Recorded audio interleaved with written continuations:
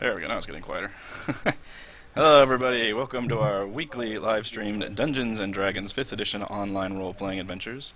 We stream our sessions live on YouTube beginning at 9 p.m. Central Time every Sunday evening. You can catch up on previous episodes on my YouTube page, as well as weekly session write-ups on my blog at roguewatson.com.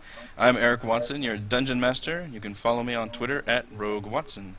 I'm joined by my awesome players, Chris, playing Kalinar, the Gold Dragonborn Paladin. Hello, Chris.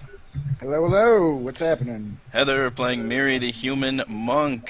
Hail, Heather. Hello. Raymond, playing Kethra, the Half-Elf Rogue. Howdy, Raymond. Running out of greetings. Drive by waving. Yeah. And Reese, playing Talus, the Human Wizard. Subtle nod, Reese. For our campaign, we use Roll20.net. For video sharing, we use Google Hangouts. For broadcasting and streaming, I use Open Broadcasters software. And for spring forwarding, we are always on time. I forgot about that. Yeah.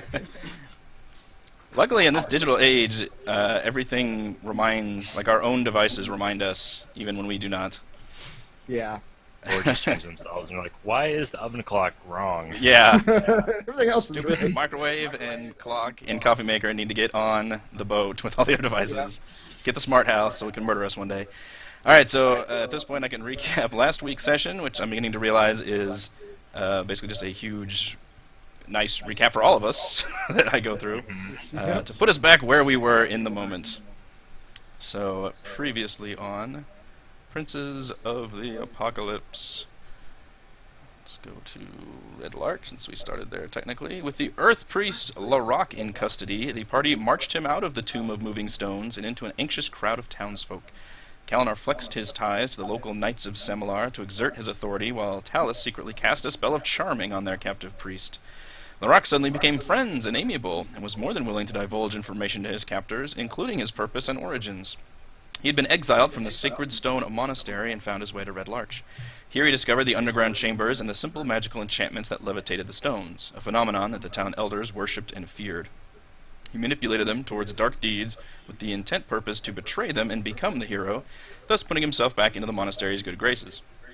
He also mentioned that he overheard fellow monks and disciples discussing the coming delegation from Mirabar, and revealed the location of the Sacred Stone Monastery to the party.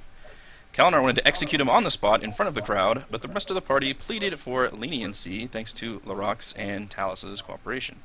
It was agreed that Constable Harbuck would personally see to Larocque's delivery to Waterdeep for a proper trial.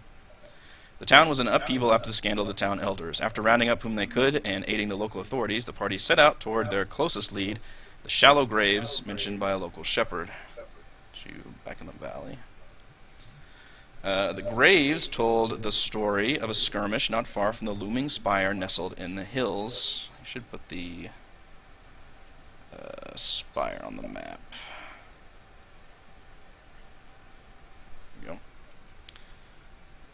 go. They found oddly dressed occupants in the graves, as well as what looked like guards dressed in Mirabar coat of arms. As they were discussing the discovery, they were attacked by knights mounted on vultures and monks with special flying leather flaps. Our heroes showed off their newly acquired level 5 abilities and defeated their attackers. On one of the nights they found a map of the nearby Sighing Valley and a path that took them to the spire. Seeking answers, they headed north toward the canyons, where they hoped to find a cave to rest up. There's a lot of map transitions in this one. Gotta keep you on your toes. Instead, they stumbled upon several griffin nests and had to fight off the large predators. The party was weak and drained, but they survived and finally crawled into a nearby alcove to get some much-needed rest. And I think Talus already rolled for divination die, I believe, last time. And you guys... I believe so. Okay, you guys already did the healed up and all that jazz for the long rest. Spell points, key points, hit points. Yep. Maximum effort points. Divination die were nice and average. Oh, right, yeah. Excellent. Are you on Steam again? No. Man, my connection just gone to crap those last 2 weeks. The recording is fine. The live stream is just nothing because I'm getting like 80% for dropped frames, so Huh. Audio comes through fine, but the video is a disaster. It used to not be this case, so I don't know why it is doing that. So, as you guys awaken and head outside, several fluttering noises catch you by surprise. Several bird-like humanoids land in front of you in a defensive formation. Their weapons are drawn but not readied, and they look at all of you with a curious attentiveness. The one in the middle strides forward confidently, pointing a talon at the party and croaking out a series of odd sounds you do not recognize. And you may have to scroll down and to the right. I think you're about in the middle of this map. Oh, yeah, okay. Birdmen! Birdmen are trying to talk to us. So they are not attacking you currently. They have weapons are drawn. They appear to have these like spears that they're kind of holding in like almost a guard formation, not necessarily pointed at you. But they do appear to be ready and wary, and the middle one has walked up cautiously but confidently and just kind of pointed at you and expects a response, but you do not understand the language. If you guys want, you can roll for a maybe a history check to see if you know what the hell these are. Okay. Nope. Bird people, what in the hell? Of course, Never Tal. Talus I've never comes heard of through. such things. All right. None of you pretty much know anything, but I can whisper Talus some information. Let's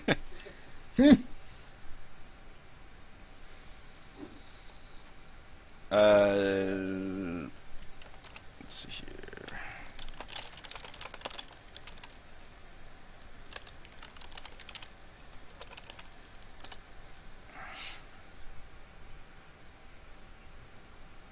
here. Fascinating. Hang on, I got more since you rolled a fucking 25. All right. Go, tell us, go. Get us all the info. That's right. And while you guys are waiting, one of them kind of crouches down and just turn that off. Draws a symbol in the ground, and the symbol looks like one of these symbols you've seen. That one. Oh. And kind of points at you and squawks some angry sounds. That's the one that was on the map? It Not the was- earliest one we found. Right. Yes, it was on the map. The map, okay. The map carried by the dudes that attacked you with the graves. Talus, do you have the map? Somebody has the map. I think. I have the book. Did that have the map on it? Well, and I might not have given that inventory. That was the map you guys literally used that I just showed you a second ago. That Sighing Valley is the map. Yeah, so somebody's map. got it. Somebody's got it, yeah. We'll Yeah. covered who actually is carrying it. We'll say I am. Okay. So So, yes. I don't think we have to worry, guys. These, I believe, are the Aarakocra. They usually battle forces of elemental evil, so as long as we're not elemental evil, we should be okay. I think they're generally good-natured and respectful, provided we're not evil, Kalinar. Good! I'm I glad was they're about to say, not God, these people are right up your path. evil. Yes. So they're not looking after these griffin eggs that we took. As you say that, well, one of them walks over to this one and points angrily towards this direction and reveals a few and like a long feather and hands it to him and points at you guys accusingly. And this one kind of barks some orders back, and then walks up here, and again, and you guys can't understand this language at all. You have no idea. It just sounds like weird bird croaking. And just kind of, it seems to be a lot more agitated, and kind of points at you guys accusingly.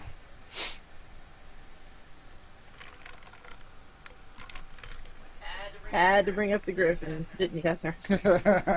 I didn't think they could understand me. Perhaps you ought to give these creatures their beast's eggs back. Who has them anyway? Not me. You He's guys got, both like, have one. he's got like an egg behind his back. He's like, who's got one? Because we were talking I know. about you guys having to keep them warm. So you guys are having Yeah, to I know you've got Oh, it, yeah. Kethra. Okay, I have one. And Yeah, I think we banked the other two. So we have 3 total? Yeah, well, we had 3. Okay. We were hungry. Wait, you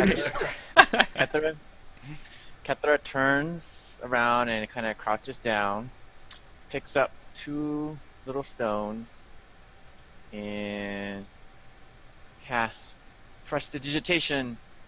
Oh wait, hold on. Oh Are you man. gonna start a fight? No, sorry. She cast the wrong spell.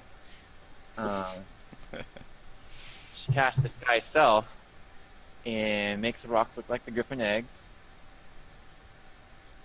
And Including she turns items on around. your person look different. The changes fail to hold up to physical inspection. Hold on. She turns around and holds the eggs up, and then slowly starts walking. Where's a good place to put the eggs? I can't see on this map. What's a good nestled area? Yeah, I mean, if you just want to tell me that, that's fine. You put it Okay. somewhere. She puts it somewhere that looks secure, and then Runs away. Yeah. makes it obvious that she's putting these eggs down, and then she kind of covers them up again and covers it up with some thatch or whatever she can find. You can't see it, and then walks away. They're going to figure this out post haste. However, I really like the way you thought of that, so I'm going to award you a point of inspiration. All right. Because that is deliciously crafty and roguelike to disguise eggs. It's straight up con artist. Yes. It's like, here's the thing. Other hand, here's the thing. I feel that is very much what your character would do in this situation. Sleight of hand. They appear to be at least temporarily mollified. That cost me a spell slot. Yeah, that's a level 1 spell, jeez. Mary, I assume you're giving up yours as well? I never had one. Oh, I thought there was 3 total. Or did you do all 3? I think we left one behind. Oh, okay. I don't think we ever actually discussed it. Yeah. Yeah. Okay. I still have one. And Talus However, still has as you were walking, and don't you guys are all... I assume you guys are all wearing the flaps, or are those stored away in a backpack? Those leather flaps you looted? one. Uh, Kethra got excited and put them on. yeah, Okay. I think mine are still in the pack. Okay. And mine are too. 'Cause When they see your leather flaps, they start freaking out and really angrily beginning to draw their weapons. They don't attack, but that seems to have set them off when they see those flaps. Hmm. Okay. Oh, So 'cause just that's temporarily those- for the scene, you're right here, and they begin to temporarily surround you and squawking. And this one is actually, you can tell, trying to mediate the thing, but also wanting some answers and getting frustrated that you can't talk to each other. Yeah. I send the group over there with the white flag. He No, sees no. attempt charade. He just grabs his underwear, puts it on a stick. His naked goblin Now- ass shining in the sun. Kethra Dalinar takes the flaps. Sorry, Kethra. Kethra takes the stick, and she draws on the ground a stick figure, and then she draws little flats on its arms or legs or wherever you're supposed to wear them, and then she violently draws a line through the head, and then motions as she takes the flaps from the stick figure and puts it on her. That is a lot of Nice. calligraphy to do.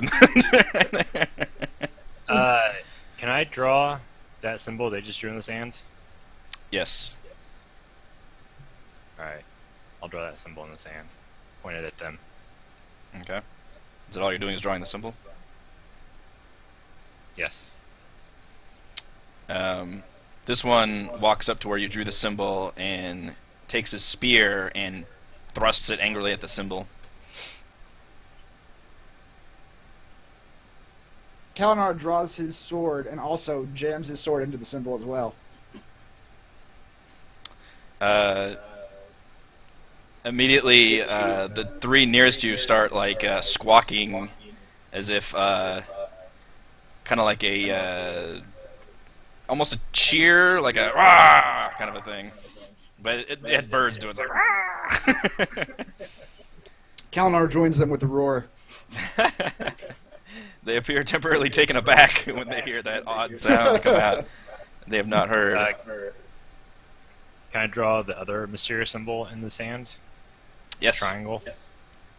Alright, I'll do that. Yeah, the one you found on the bodies in the The tomb. one, yeah, the simple like triangle-looking one. Yeah. Yeah, that's the one.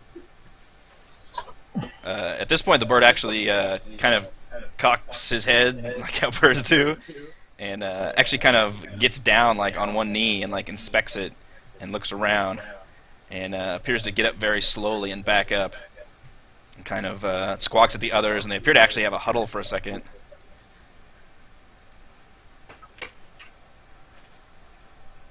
Oh, okay. Heather needs to restart. Her thing's frozen.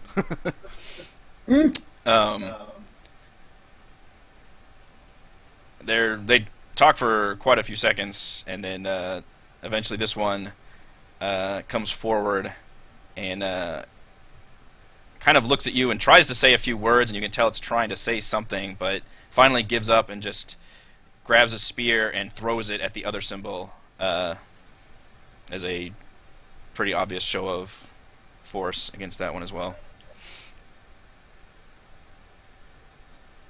How much... Do I have time to do a ritual? How long does it take? Like an hour? 10 minutes. Oh, 10 minutes. Probably, if you try to explain it. Like you're not going off and gonna cast a fireball at them. Right. I'm going to take a little pinch of soot and some salt from my materials bag and start to see if I can comprehend what language they're speaking. Hmm.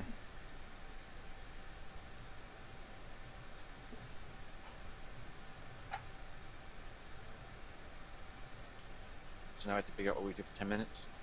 Yeah. Do we still have the map? Or, Yes. or we have the map out. Yeah.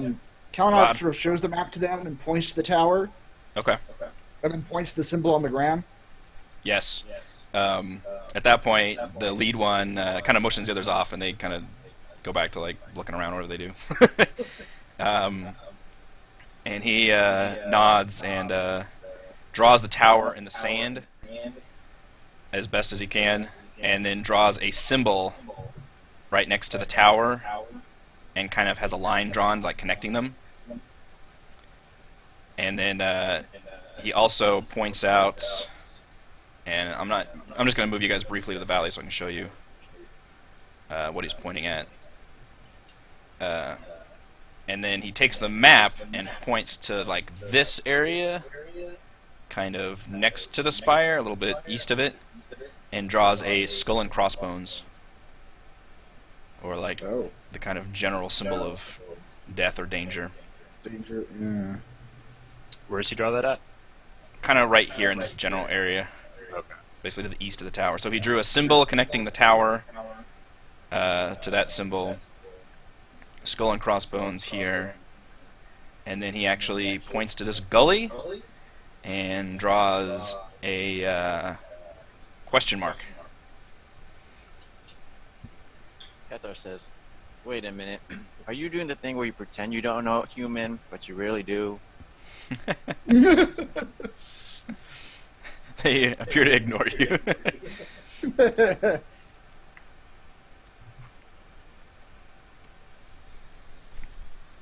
Um,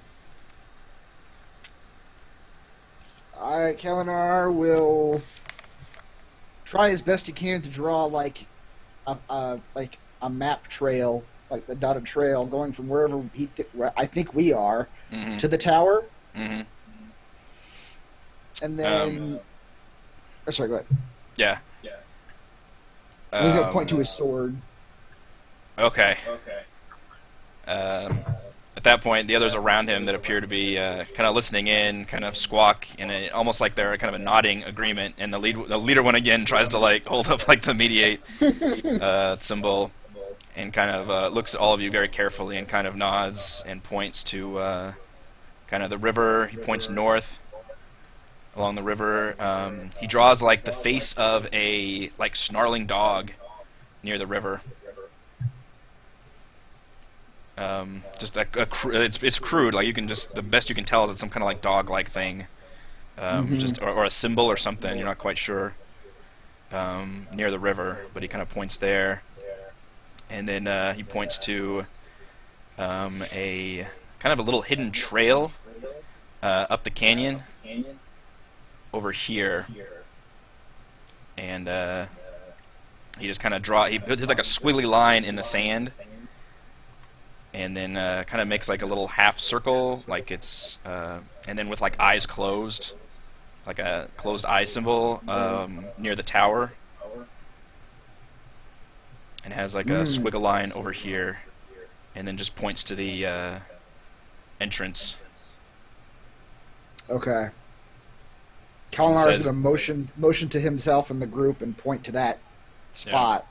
Yeah. Sort of nod his head, like almost questioningly. The leader points to himself and like gestures like himself and points to the tower and shakes his head, but then he's about to point at you, Kalinar, and then he kind of thinks about it and then points to Talus and gestures him and like kind of the hair and the face and everything, and then points to the tower and nods.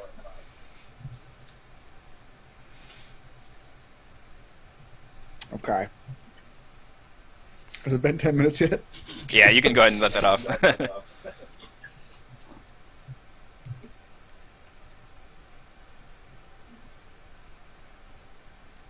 Going what? You can get your spell off.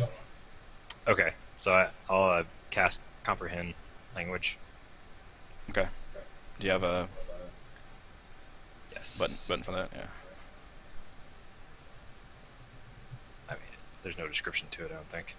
Oh, what is the description? I can understand any spoken or written language, not glyphs. Any at all, no restriction. One, I'll find it again, but I'm pretty sure Can you speak it or you just understand it? I can only understand it. Interesting. I understand the literal meaning of any spoken language that you hear. I also understand any written language that I see, but I must be touching the surface on which it's written. The spell doesn't decode secret messages in a text or a glyph, such as an arcane sigil that isn't part of a written language. Okay. I thought you were about to tell us you would have to touch the bird to understand it. What I will do is I'll essentially try to type out in broken English as if you were just barely able to roughly translate basically the conversation that just transpired, since that was the most prudent amount of information. And if you want to go over everything else, let me know.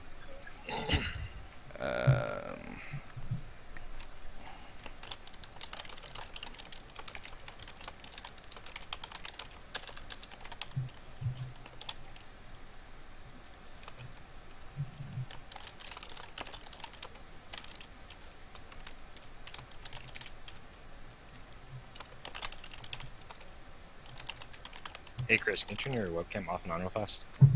I can. You just want to see that picture, don't you? Mm-hmm. Always.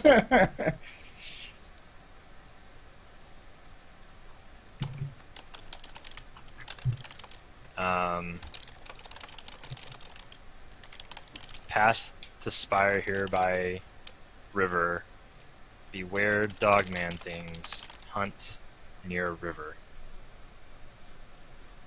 Okay. That's what I was gathering, at least, generally. Right. So there's something dangerous, some dangerous dog creature near the river. That was the dog symbol. The dog symbol, yeah. Can you point to the skull and crossbones and see if he has anything to say about that? Okay. Kepler whispers to Talus, "Just speak to him in human. He probably understands us." Kevin's still spooky. That's just frozen on that picture, Chris. Oh, really? Yeah. Am I back for everybody else? I think it's just me, It looks normal to me. because Eric's doing the same thing too. Oh. You're having the same issue I was. Everyone but like one other person was frozen for me. Ah. Yeah, you and Eric like freeze. You only move every Oh, no. once in a while. I usually only move every once in a while. I'm a Yeah, statue. you and Raymond are fine.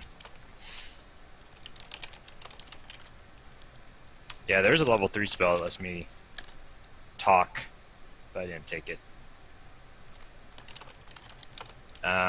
Valley here filled with death. Seen them throw bodies from tower. Vultures feast. Ah. Vultures. Okay. And I'll point to the question mark, I guess.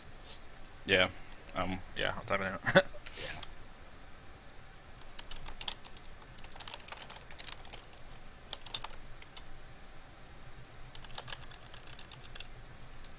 Type faster. It's hard to type. I'm also trying to do it like cryptically, like, you know, Yeah. you can understand the literal meaning.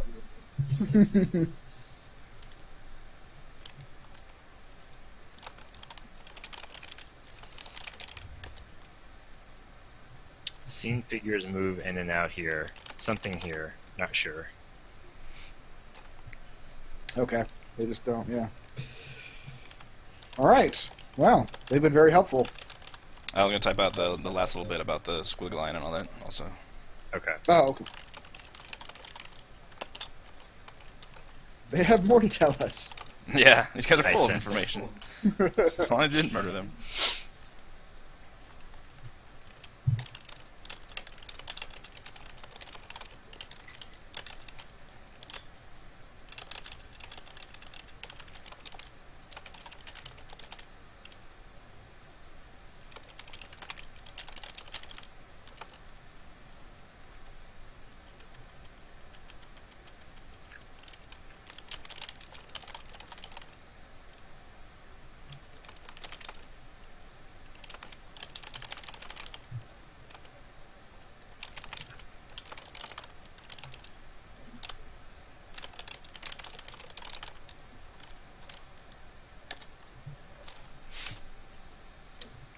Hidden leads up towards Spire. Drawbridge there. Defensive.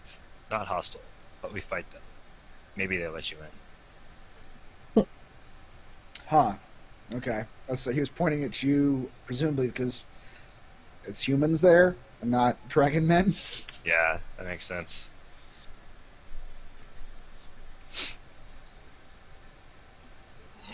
Okay. That's, yeah. Got some solid leads.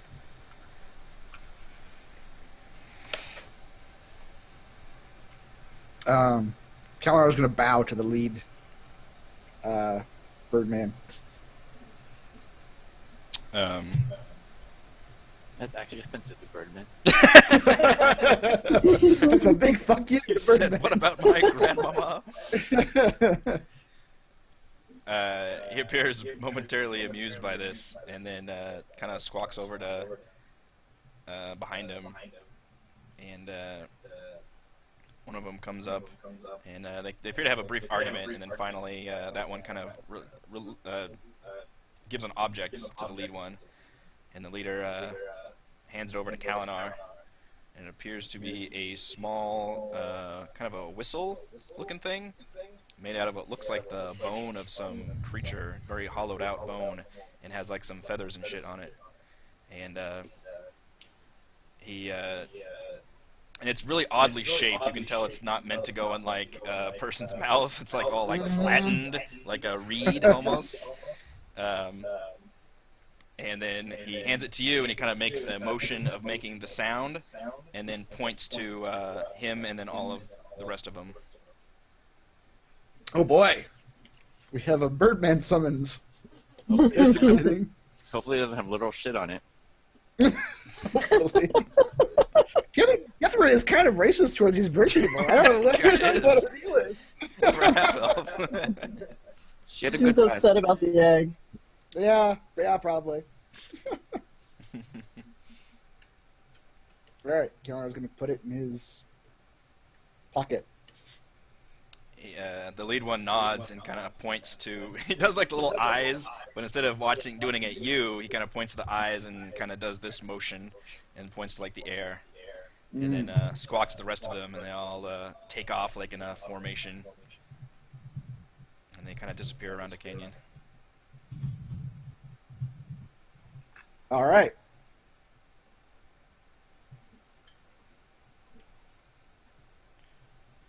Cool.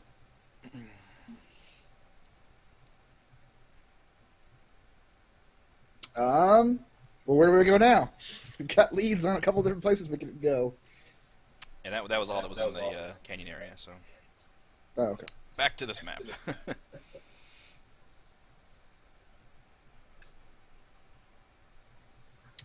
We can go straight for that little tunnel that's supposed to go to the tower, or go check out the graveyard. I have a tunnel. Tunnel, just head towards it. Yeah, Okay. yeah, we can do that. Let's hug the canyon wall so that we don't run into that whatever the dog Dog creature. guys. Yeah.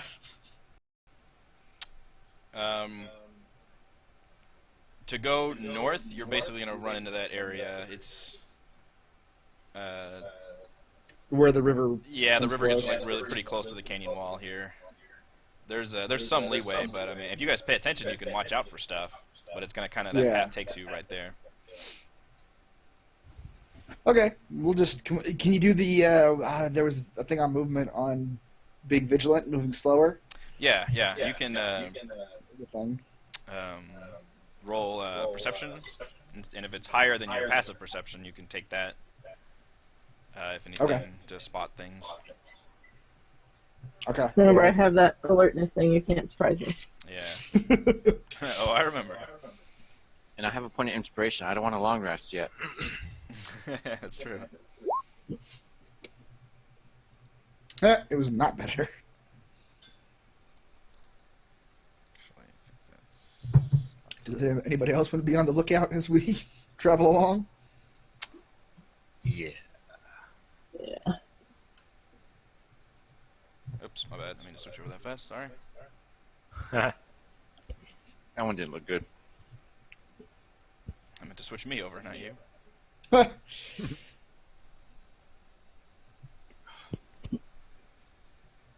So what number does? Oh yeah, mine's higher. Higher than your passive, yeah. Way higher. Mira, you definitely. So when you guys approach, you guys are fairly close to the river at this point. There's not a whole lot of cover around. There's some brush and some rocks, so it's there's not a lot of places for you to hide, but also there's not really places for other things to hide. And you hear voices, not human voices, and kind of like growling and just guttural dog-like noises emanating from near the river. And you notice your path is going to take you right near there. Okay. So I shall relay that information to the group. So there's voices of a dog sound. Can we attempt to move up quietly? Yeah, you guys can decide how you want to do it. You wager, what'd you roll, 18. You're probably, at this point, a good 50 feet away from whatever noise you hear.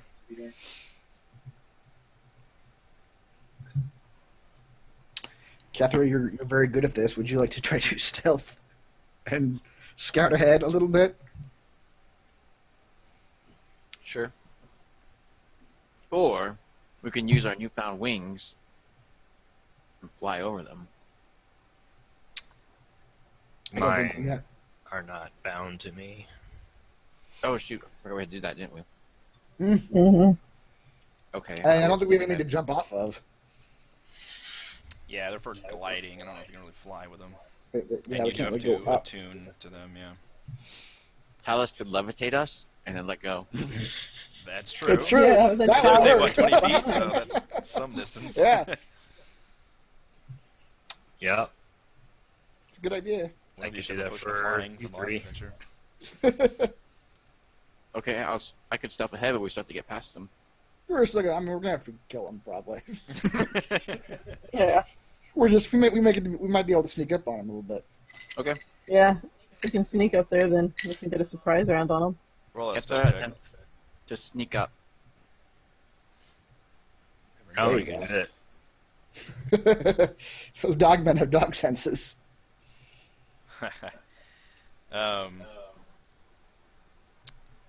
You sneak up and you see the closest one to you is definitely a knoll, which is basically a hyena humanoid, and just a real nasty creature, kind of eating fish by a river, and you can hear more sounds near him, near a big collection of rocks and brush, appear to be right along the river.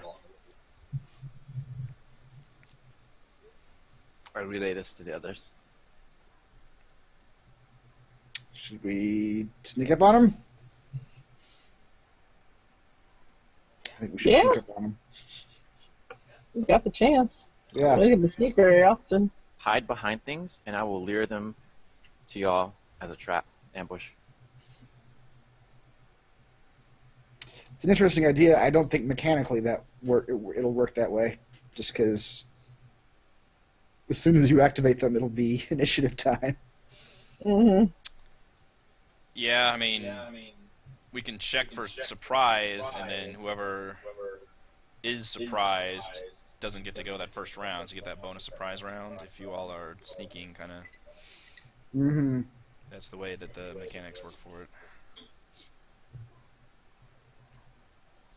That's my plan. I don't know about y'all.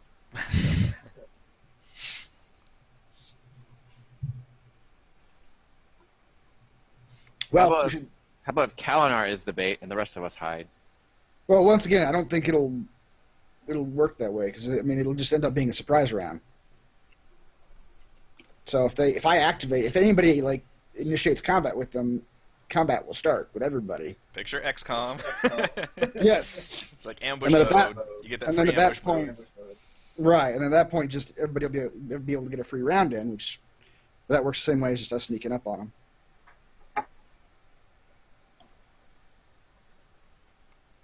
How about we just use Kalinar and we all just walk away? How about I see how many I can assassinate with my Razor Dagger before they catch me? Sounds good. That's an idea. Yep. We'll be trying to stealthily approach up behind you as you're assassinating people. All right, Like so the what's good-hearted hero you are. So you're approaching the one that you saw before? Yeah, the furthest one. Okay. Go ahead and stealth again for me.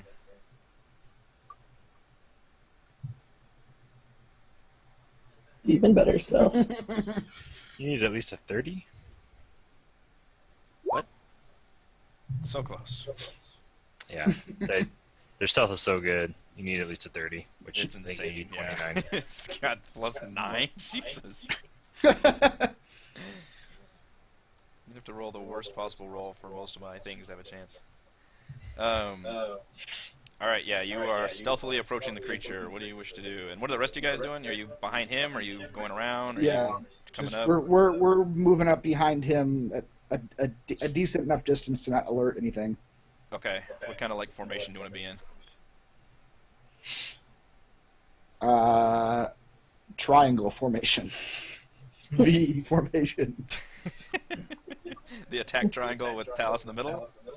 Yes, I'll be the point of the spear. Okay. No, I'm not in the middle. It's not a V. It's a triangle. Okay. Pointed triangle. It's a triangle with me in the middle, but How not close do you want to be to pointed. Kethra? It's a lopsided spear. I don't understand this triangle I at don't all. understand. I It's an don't. acute triangle. You're in a cute No, triangle. I think it can still be a triangle, and I can still be in the middle, but the point is facing the opposite direction of the knolls. Okay, I think I did it correct, but you can judge when I switch the map. All right. How close do you want to be to Kethra? So it's essentially, it's a diamond. No. No, it's not a for diamond. Well, I guess yes, it is. It How is. close are you guys to Kethra? Within 5 feet. I mean, we're close. 5 feet. Okay. 5 feet. Well, Yeah, like, probably This is like gonna require the everybody to roll a blast. stealth check then, Mr. Clanking around and lances and shit. We're probably 15 to 20 feet away from Kethra. Oh, from Kethra, yeah. Yeah. Yeah, from Kethra, we're not anywhere close to her. We're like sight That- distance. But That was the question. oh, I that was the thought question. he meant from each other. From each Yeah. other. Yeah, no, I'm putting you guys tight with each other. Oh, okay. I misunderstood. In triangle formation. That's right. Triangle Yep. formation, man. All right, but you guys are still like technically still approaching, right? And you know, Yeah. Yeah, okay, we're keeping him in visual sight, but not sound sight. yeah. All right, Kethra, you can initiate. What do you want to do? I'm gonna take the dagger and try to slit his throat.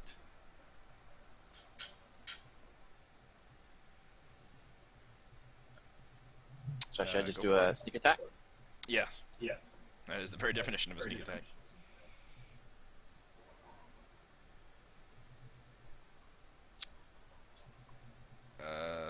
13 would not hit, Inspiration! but a 24 would hit. Inspiration used. Wait, don't if they have no. Okay, I don't know. What? There should be separate rules if they don't know you're there at all, right? Like straight up assassinating someone versus in combat. Unfortunately, I think this is the best way to do it. Maybe he tripped Okay. on a rock and fell. Yeah. Well, I'll tell you what. I'll give you the automatic advantage. You don't have to use your inspiration. You can keep the inspiration. Okay. I'll let you use the advantage because that's the system that the game has in place. Is if you do something that should be working well in your favor, it's advantage. So you do hit him, and it doesn't make a sound, but unfortunately, you did not kill him. Well, let's find out. Actually, it does massive damage. You may actually get a slight bonus here.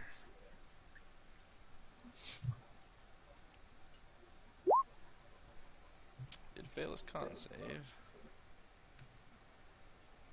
No reactions. And a 7 is... No reactions.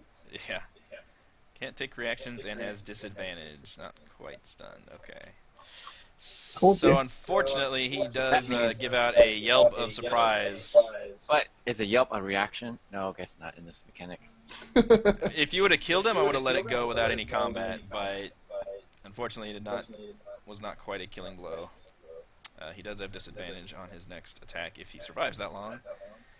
But that will start combat. But you guys surprised the shit out of everybody. Because none of these guys saw combat coming. So roll for initiative, but you guys all get a surprise round. Okay, we're gonna need to move over to the map. Oh, my Yeah. bad. I'm sorry. Fail. Surprise map that we totally didn't see. Yeah, I know, my bad. How did I do with my triangle formation? It's not what I was imagining, but All right. sure. Yeah. I was I was imagining imagining, Talus won over. I was imagining Kalinar went over and Miri went up. Yeah, that's what I was Screw imagining. you all. I have no idea Wow, what people we are were, thinking. we were all imagining something different. Yeah, I know. You see the problems I have now sitting in my chair? Like, I don't know what you people want.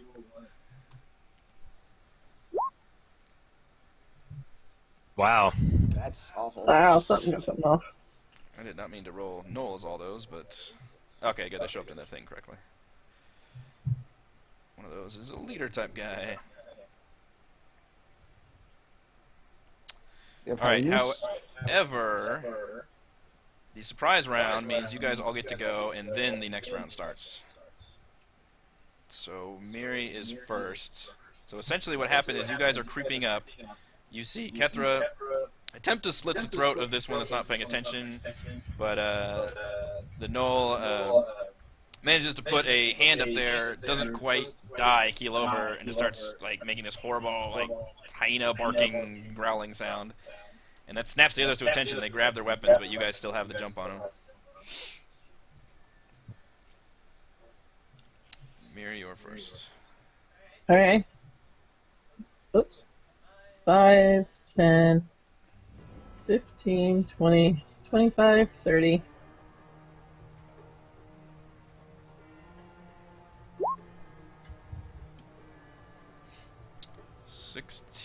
With advantage 26 will definitely hit. And a 7 will crush that Gnoll's head in. Okay. 35, 40. And because I get to attack twice. Same attack, different person. 14 will... Oh wait, no, that is a straight up hyena, not a Gnoll. 14 will definitely hit a hyena. Which I think it's weird that Gnolls hang out with hyenas. It's like, I don't know, I guess people hanging out with gorillas. Keep gorillas as pets. Keep gorillas as pets. Or, yeah, centaurs or something. Yes. Right. Yeah, centaurs hanging out with horses. Centaurs hanging out with horses. That's really extra pointless. Why don't you just be a centaur? You just destroyed that hyena, by the way. Okay. Wow. Hyena's got nothing. They're basically wolves, yeah. And I'll yell back 5 more. All right. 20. All right. Everyone is frozen on my screen again. Man, what's going on with our... Everyone's moving on mine now. Yeah, everyone's moving my mind. All right. You all have this weirdly contemplative look on your faces on mine. We're all thinking deeply. Talus is almost giddy with glee because he's been wanting to cast this for a long time. Ooh. Oh dear. Reaches into his component pouch, gets this ball This of dildo. bat guano, rolls it around in his hand, Gross. grabs some sulfur, starts Do you guys rubbing touch him him? together, and then closes his smells eyes for a good. second. Don't Inhales a let him little eat bit, rations. and then Wow. erupts his hands. LeBron Fireball James style, shoots just... out. Yes. Exciting. And gross. Fireball! Oh boy. Wait, it's gotta do more damage than that. Yeah, that's just a straight 8. You didn't even roll. Oh. That doesn't seem right. You rolled a 0 Should be- D0. Should be 8d6. Yeah, that's not an 8d6. That's just an... What did it do? 8 Yeah. Oh, I You just rolled put a an 8 0 in there. D0 plus 8 is what plus you rolled. nothing, yeah. Alright. You do all that and this little spark comes out. Yeah. Sorry guys, it happens to us all. There we go. Sweet sassy molassie. That's an 8d6. Yeah, it is. So you actually roll an attack for that, so that goes against the AC. I Or is the attack just part of the formula? think it's part of the formula. So I just ignore that, just do a save. Yeah. Okay. 30, holy balls. And I'm going to point it. It's got a How? radius of 20 feet. Okay. So I'm going to point it right here. So it should be everyone. And it won't get to Miri. Ooh, yeah, that just stops right before me. Alright. How big Yeah. is this thing? 20. Feet radius. Radius. Yeah. Why does this game So do radius, not diameter? That's Yeah, confusing. 40 That's been foot confusing diameter. since the beginning. 10, 15. It's a 40-foot diameter. 5, 10, 15, 20. Let's go to the edge. Yeah, I know, that throws me off too. Alright, that's 40, and then 5, 10, 15, 20, 25, 30, 35. Whoops. 40. So that's a 20-foot radius from the center. That's Yep. huge. That is, yeah. Alright, so where are you going to put this sucker? Right there is fine. Alright, that will hit everything. I should hope so. Well, I got a lot of saves to make. Alright, so there's one hyena in here, which is going to get obliterated no matter what, I think. They don't like fire. Made his saving throw, but 15 is going to murder him anyway. Doesn't Alright. matter. Dodge out of the way and slain. Alright, Knowles.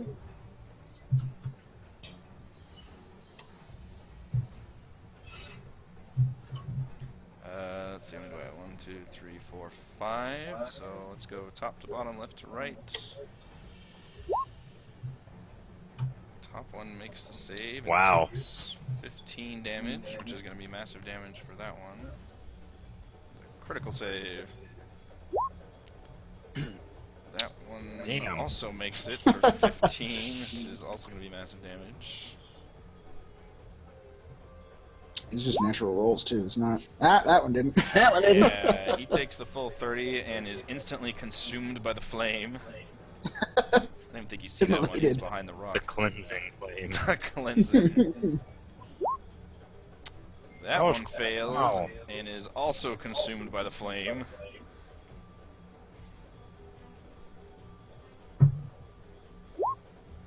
And wow, it 2 critical What saves. the heck? Yes, 220s. However, he is consumed by the flames. I rolled a horrible for his hit points. He had nothing. Out of... Oh wait, I got one more to roll. The Pack Lord.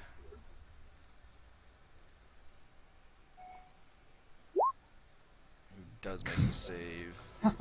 Takes Holy hell, dude. Yeah. So he still has to roll for massive damage for a couple of them. Yeah, the 2 that save still have to take massive damage. You only, like, you have to roll at least at 15. You only missed on 2 of them. Yep. I know. And barely on one of them. That one saves. That one doesn't. So one of them hit massive damage, and that's the one we got earlier. He can't. He has disadvantage.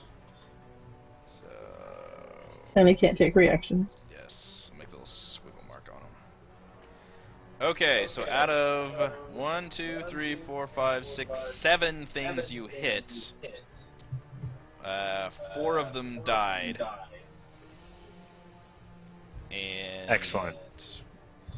yeah. Despite saving.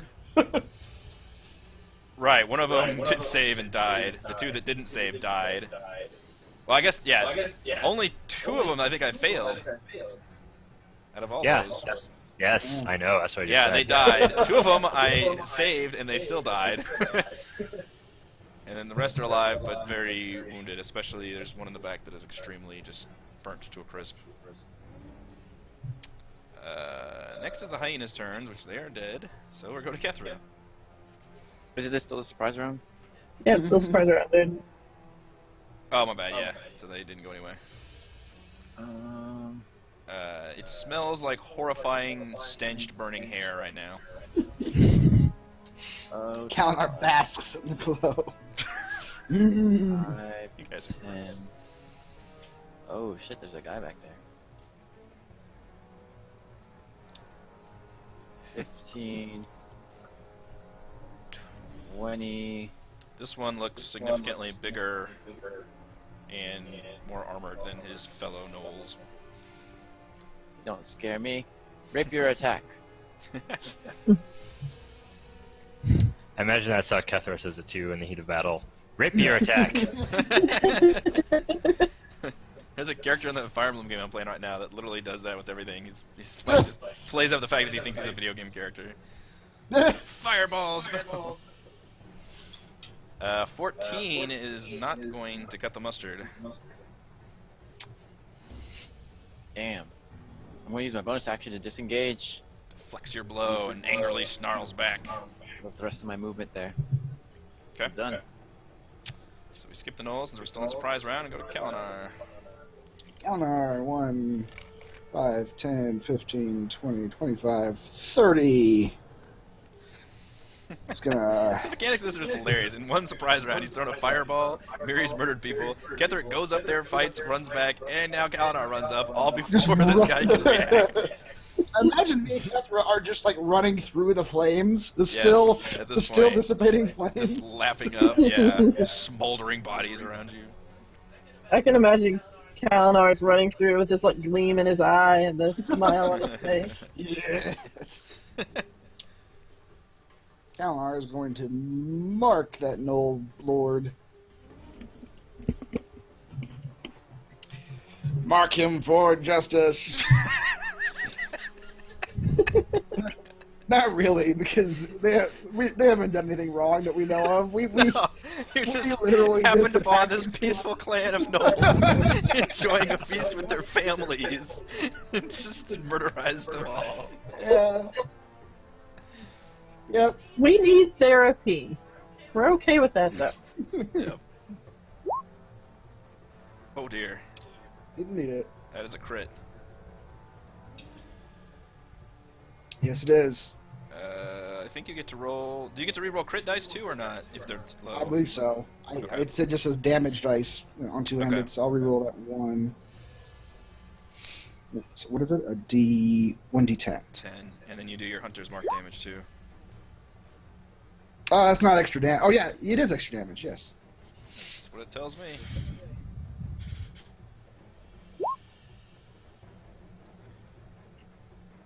All right, so, So that's 9 plus 6 plus 2. 15, 17. Yes. No, I'm sorry. That gets a plus 4, so it's 9 plus 10 plus 2. 22. What is the crit get a plus for? 21. It's just because the damage adds your strength modifier to it. Just in Oh, general. okay. Does it still do that on crit? I didn't know that. I don't know. Is it not supposed to? Does it do it on the character sheet? Yeah. Okay. Yeah, this is just me putting my. Right. I don't. Yeah, I didn't do anything special. I might have been setting up all my crit dice wrong then. Maybe I should be doing more damage to you all. Or maybe it's just different for PCs. I don't know. Okay. So 15 plus 4 is 19 plus 2 is 21. Mm-hmm. Alright. Yes. It is a healthy blow. 21 is not quite massive damage though. But from the fireball he took earlier, he's extremely wounded now. Just kind of cries out in pain as that sword slices through him. All right, and I'm gonna swing in. 'Cause that was only my first attack.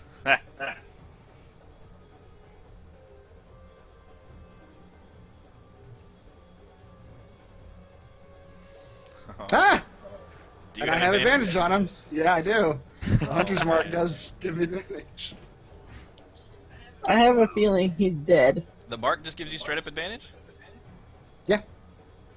It says you have advantage on perception and survival checks to find it. Oh, okay. Yeah, I guess you're right. I misread that then. Never mind. I don't have advantage. I thought maybe there's something else you had that gave you advantage. I might have been thinking of the other thing. Okay. That would obliterate him, but a 14 would not hit him. 14 did not hit. Okay. Lord, it's a lot of damage. Alright, so now the actual round starts. That was a shit ton of stuff in the surprise round. Alright, I was muted. Hold on. Kether What? says to Kalinar, you can do it! And gives him inspiration. Are we still allowing that? Last I heard we weren't doing that anymore. Yeah, that was kind of a special circumstance to get you guys through a tough fight. If situations were dire and things were happening interestingly, I might make that happen. But in this case, you're just like, come on, man, kill him. That's probably not going to work. You want me to yell louder? No, I do not. Let me play with my Noel Pack Lord one round, damn it. No. Jerks. That's right. I didn't scale I these guys spent up 3 that hours much. on his backstory for this. His arch villain He speech has personality. going down the toilet. He has All right. depth. Depth. Yeah, he will. Oh, Pack Lord will scream at you angrily and attack with a combination of biting and his nasty-looking spear, hooked spear thing. He can also use Incite Rampage, but I don't know if that can actually come into play. Multi-attack.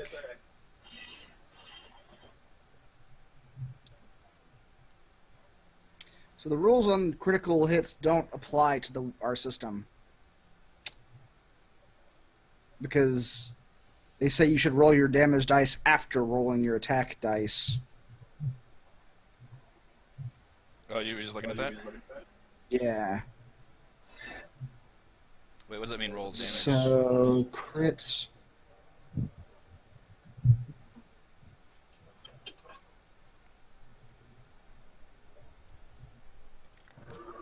It just means you can't use the bonus for your attack roll. Well, I think this character sheet does it wrong then, because the way it says it in the book is if you roll a critical hit on your attack roll, then you roll whatever your normal damage dice would be twice, and then add any modifiers, like strength or whatever. We'll check this out after the session. Okay. We'll double check crit stuff. We'll keep everything as it is right now. So I assume the glaive does not hit you, and the bite critically hits you. Although I rolled shit for the first damage, but that's a 10. And then he can use Incite Rampage as a free action. One creature the Knoll can see within 30 feet can use its reaction to make a melee attack. However, there are no guys, unfortunately, within range of the Knoll, so the Knolls are angry, but they cannot get a free move. So now it goes to Miri. So he does do the 10 damage with the 5, 10, 15, 20, 25. Hello, dude.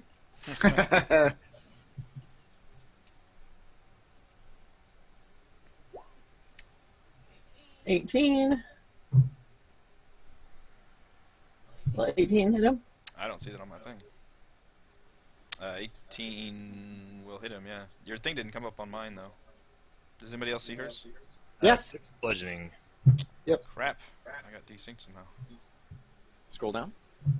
All kinds of problems. Yeah, I'm scrolling down. Might just take a second. That happens to me every once in a while. Yeah. Yeah. There it goes. Yeah, 18 will hit. That's not going to kill him, is it? No, but you smash his face just across. He does like the slow-mo. Your teeth goes flying out. And he appears like literally like standing there like... How about 15? Will 15 hit him? 15 will just hit him, yes. How about for 6 more damage? That will whip him back the other way, and the slow-mo crash to the ground.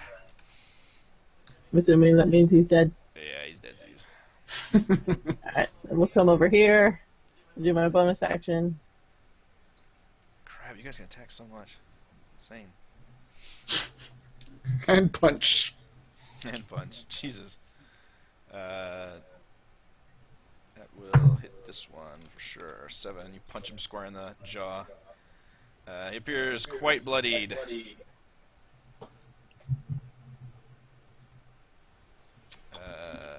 And also singed from the fireball. Everybody is singed. Talus. I will firebolt the guy next to Miri. Beth, bear mace that guy. Alright, I'm back to being Talus. You roll a 20 plus 7. It can't. I mean, that's a good modifier. Sure is, but that's not going to hit. And he rolled terrible damage, too. Yeah. Cathra, whatever, you've done enough. Except for my Herculean efforts at saving, you would have murdered the entire group in one round.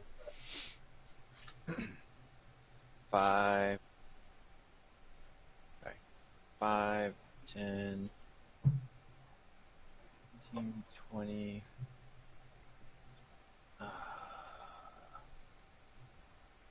25, 30. I'm going to use my bonus action to dash. 35. Gotta get that Rapiers. advantage. Sneak attack. Oh, thank goodness. 16 will hit. And a 17 will murder him. You slide that rapier right in his backside. Screams terribly. 40, 45.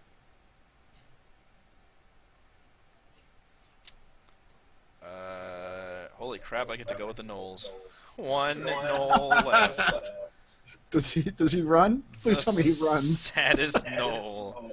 He's absolutely gonna freak the fuck out. His entire world is shattered around him. Mom, no. My family. Not the children, too. Yeah, he drops his weapon and turns tail and runs. And We're on a peacekeeping mission. with the local We were fish. looking for the Birdman. So if he takes a dash action, he can go 60 feet. So he takes off and runs 60 feet this way. Which way? Just towards the opposite direction, essentially. In a like loping run, leaving blood trails behind him. Okay. And at this point, I'll go ahead and reward you experience for him. You defeated him, essentially. You just don't have to go hunting him down. I can hunt him down. I have 40 feet for speed. You do. But you are, let's see, 5, 10, 15, 20, 20 plus 60. You are 80 feet behind him right now. Uh-huh. So if I can stand next to him, if he runs away somewhere, I get a reaction. It may or may not kill him. Well, here's the question. Do we get full XP saying that he will die? Yeah, that's what I'm saying. I'll reward you XP as if you killed him. Okay, never mind then. He can run away. He For can the run. sole purpose that you guys don't have to hunt these things down, you definitely defeated him. He may run. Alright. I'm gonna go ahead and throw an X just to make I'll it easy. allow it. My bloodlust has been sufficiently sated. It smells terribly here.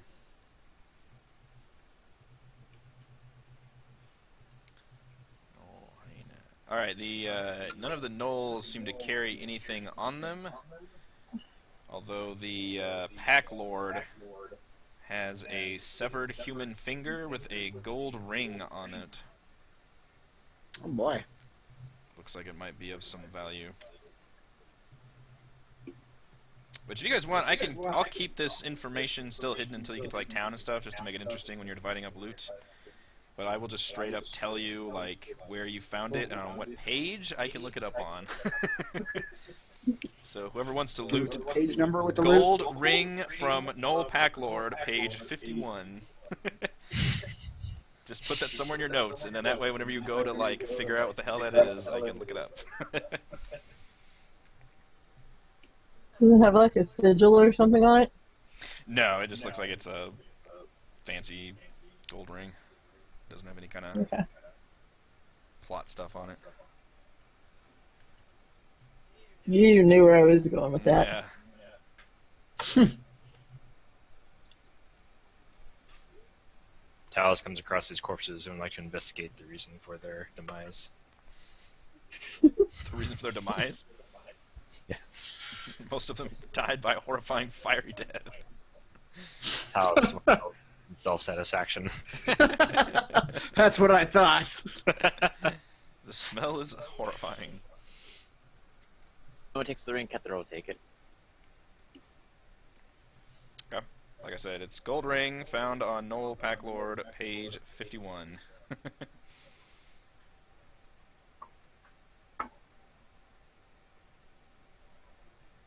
Kalnar, did you ever take damage from before?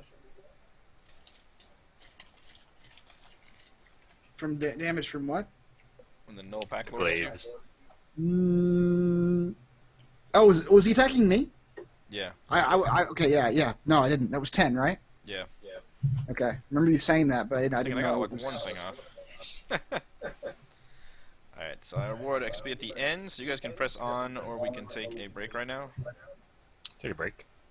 Okay. Yeah, bring it's a you good spot for it. guys Refill. Back to Valley as you continue on northward. We'll be taking our breaksies back in a couple minutes.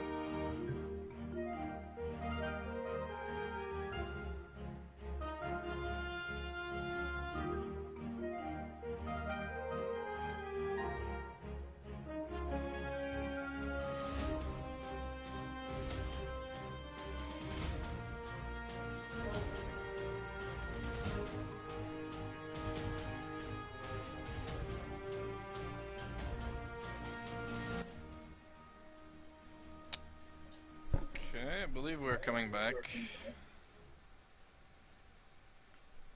from our break. You guys have murderized a peaceful family of gnolls out by the river, and are now Chris, you're muted by the way, and are making your way, I guess, north to this point, deciding where you guys want to go. I can describe briefly. You are about 500 feet from the spire at this point. Feathergale Spire rises from a pillar of rock high into the air, the tallest point for miles. Built from white limestone and embellished in marble, the spire resembles a gleaming sword that pierces the sky.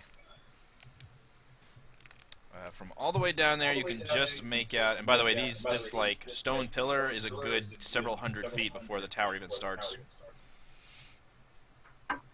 But because there's not really anything in the way, you can kind of still see it from where you are.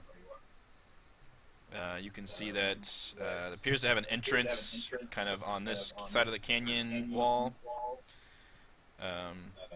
And it has giant windows that look out every other piece over the valley that you guys can even see from your vantage point. And then as you guys are approaching, you can kind of see a winged creature take off from the top of the spire and kind of patrol around kind of in this, this direction and this direction, and kind of make a just regular like patrol around. Doesn't quite get over here. You guys are kind of hugging the shadowy wall right here, and you notice the trail is right up ahead, and you could probably make it there without having the patrol see you. Let's try to do that. Make it in the tunnel before he sees us, or up the trail, or whatever it is. Okay. Yeah, following the Aarakocra's directions. You search for a little bit, but you manage to find a little hidden trail that's kind of almost like a built-in staircase along the canyon wall that kind of winds its way up. And just by going pretty carefully and steadily, you can climb up several hundred feet. And you guys are pretty damn tired when you get to the top. But it is a breathtaking view of the valley when you do reach the top. You can clearly see the valley before you, the river winding down. You've come quite a few distance from the canyon. You can see the river dive into this kind of gully over here. You do notice a swarm of birds around a kind of depression in the ground this way, kind of a natural like little valley within the valley. You can't quite see what's down there. And then these spires before you. Let's see which description I can give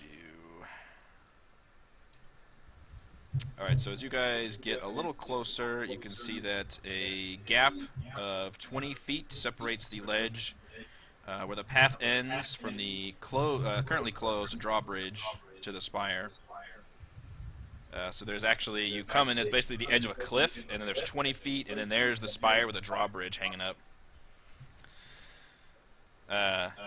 And that's several hundred feet to the bottom of the canyon. Near the ledge, where you guys end, a brass bell hangs from a wooden post.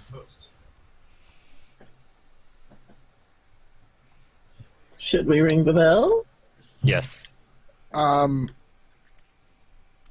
I stand somewhere where I'm not easily seen? You're a dragon.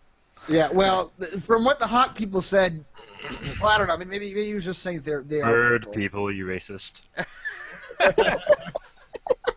Wouldn't he be a birdist? A birdist, speciesist. Oh, Yeah, I don't know. I mean, if our idea is to make them think we're them to get in, then I'm not gonna pass that muster. Because I am a large dragon person, and they probably don't have any in their Put your numbers. hood up. Okay, yeah, I put a hood over my face and slouch a little bit, so I don't look quite as tall. Okay. Walk on your knees. He's just a really, really ugly dwarf. Yeah, you ring the bell.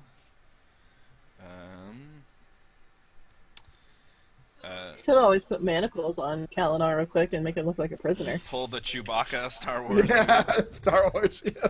Yeah. Yeah. All right. So what's the current plan? I've just got my hood up right Hood now. up. Okay. Yeah. Yeah, you ring the bell, and a window opens up. A small window near the gate slides open, and a young woman's optimistic face peers out at you. She speaks in a rehearsed litany, and kind of shouts a little bit across the way. You guys, there's a bit of a gap there, 20 feet between you and the spire. Says, "Welcome to the Feathergale Society. All those visiting without ill intent are welcome." Miri? Miri Greycastle? I should have texted you that a little before this exchange, but Yeah, Tal you probably says, should have. Tal says, yes, that's her.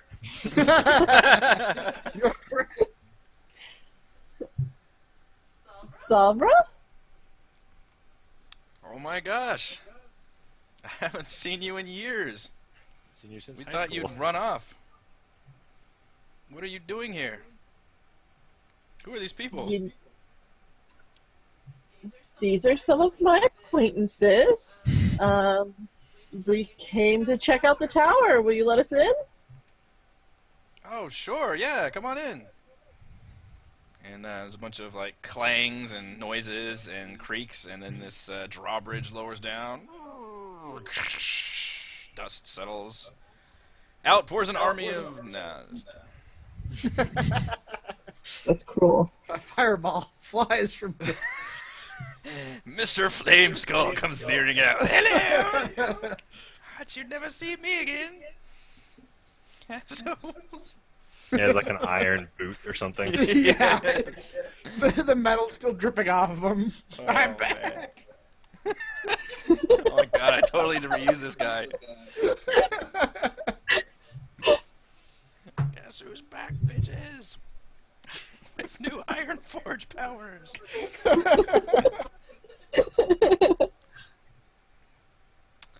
Alright, so you may have to scroll down quite a bit on this map.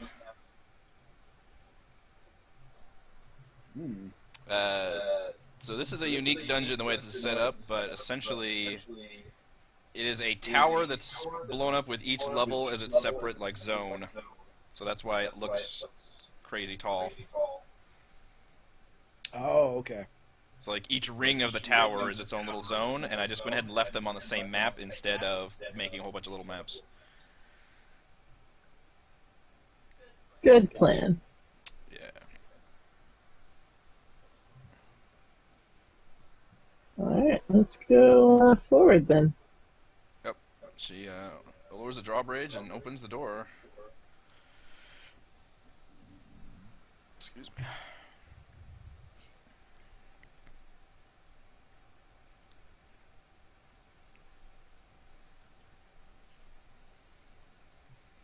She says, "Welcome to the Feathergale Society. Now, we are a group of aerial enthusiasts. This is our summer retreat. We come out here to, we hunt, we practice our aerial skills. The valley bestows a wide range of hunting opportunities. And we're just happy to have any visitors here that are interested in kind of the sports that we have. And most of us are from Waterdeep, so it's great to see you, Mary." She appears just very kind of bubbly and energetic, where before she was just kind of, just seemed like she was at work. How long have you been here, Sabra? Oh, I've been with them for only a few weeks now, but it was recommended to me by a friend. Waterdeep, it just gets so boring. It just kind of goes off in this whole gossipy thing. She's like, Oh, yeah. I remember. But I fell in with this crowd of mostly nobles, Mm-hmm. and they get to fly. And I've just recently earned my wings. I've got my very own hippogriff down in the stables. Aww. It's the best. We're so glad we could be here. In fact, this is our the Society's 10th anniversary. We're having a big feast tonight. You guys should totally stay for that. Aw, thank you for the invite. Mary reverts back to her pre-monk days. Um, so, do you think you could show us around? Oh, sure. Just to do a quick security check, we just have to make sure there's nothing like dangerous. You guys can obviously keep all your stuff on you, but you know, there's been a lot of problems in the valley, a lot of dangerous folks out there. We need to make sure you're not harboring any problems. I know that won't be a problem with you guys. Kalinar, as soon as she says that, Kalinar tries to just nonchalantly take the whistle out of his pocket and just hold it in his fist, so no one can see it. What dangers are you worried about, Sabra? You guys can talk while these guys are coming up, unless any of you have objections about while they're doing that. They appear to be, there's two knights in the familiar down to you guys, blue armor, with kind of like adorned feather cloaks. They have like these white cloaks with black feathers on them. And they appear fully dressed. And they kind of approach you guys, and not really in a threatening way, almost like a bag check in a security way, just kind of glancing you guys over, and they're not even really doing a pat down since they know you guys have weapons on you. They do ask to like look in Talus's like component bag and that kind of nature. I pull out some bat guano. One of them just kind of looks at you, looks at the bat guano like mustache you have, and just kind of grimaces. Backs up a little.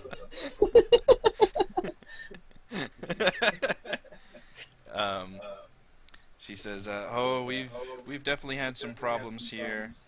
There's been a lot of shifty activity around the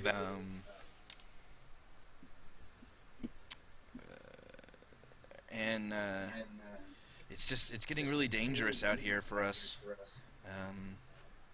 But it'll be okay. We're learning new techniques, and soon we'll be able to defend ourselves and all of Waterdeep from our enemies." And then at that point, the knights kind of nod and look back at her and seem to get back in their posts.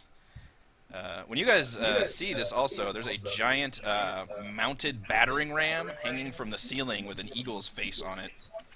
It appears to be some kind of a defensive weapon. Slender wings of steel sweep close to the sides, and it's just a huge thing of steel, and it is attached to these chains into the ceiling, and your eyes can follow it, and kind of near where Sabra was standing was like a pull chain. It swings towards the front door? Yes. Okay. Hey. Currently not swinging, just mounted up on the door. Above, door behind it are doors, and you guys see another door down here. So she nods and says, "Okay, let me take you on a little bit of tour. I'll introduce you to our leader, Thurl." And she opens this door. And walks over here. This will be a fun one because I gotta shepherd you guys in between levels. She says, "Now below us is our stables. It's also where we keep all our supplies. Right now we use giant vultures.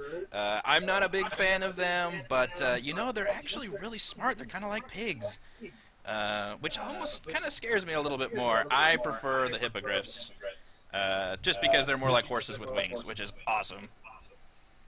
We keep them in the stables below with our supplies. To our north is our kitchen. To our east is our solarium. That's where we grow a lot of our plants and tend to some lovely matters in there. It's a wonderful room, but we're usually not supposed to disturb them in there." Really? Do you think we could just take a peek? Oh, I don't know. Oh, come on, Sabra. Roll persuasion. Why should I have to? She's This my is getting friend. I'll weird. give you advantage. I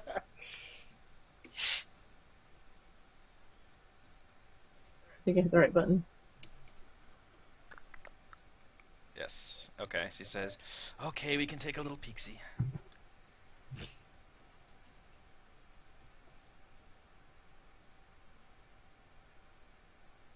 shows you in here. This room. Bright room occupies the east quarter of this floor. Flowers and shrubs of many varieties grow in a labyrinth of planters. Spidery red and purple plants grow suspended in baskets in midair. A bunch of robed figures water the plants. They also have the feathery adorned. They do not look like they are knights. They look like they're actually like a robed version of the knights. But they have. They also don't appear armed. They just have the They're gardeners. feather cloaks, and then you notice a monk. Not currently wearing the feathery the the leather wing armor, but very much similar to one that attacked you guys, just calmly, like watering a plant up there. And she kind of whispers to you guys, and they say they're very serious about the plants here. Taos like See go up to that. the monk and inspect him. The monk stiffens a little bit as you approach, but otherwise ignores you. He appears to be radiating a little bit of power around him that you can just kind of feel kind of in the air around him. But he appears calm at the moment. Kepler asks, or says, I've been studying some botany on my travels with these guys. Are any of these plants in here particularly valuable or useful? She mentions that they haven't, they don't really cultivate them to sell them or anything. They just do it as like a kind of a meditative hobby or exercise. Well, if you were to sell any, are any of these high on the value list? She shrugs and she says, "I'm sorry, I don't know." Come, Summer, what else do you have to show us? Kepler walks Alright. in. It's useless. She says, "Come with me, come with me." Hello, Can everyone. I inspect and see if there's any like pretty looking? Any what?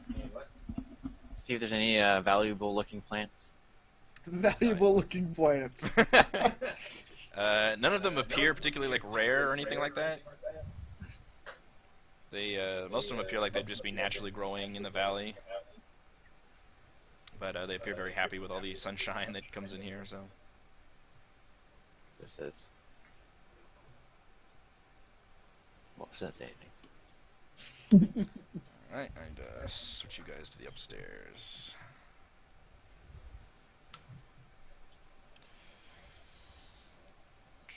Hang on, everyone. I don't know if I can actually fit We're everybody in this moving. room. Talos is already outside of it.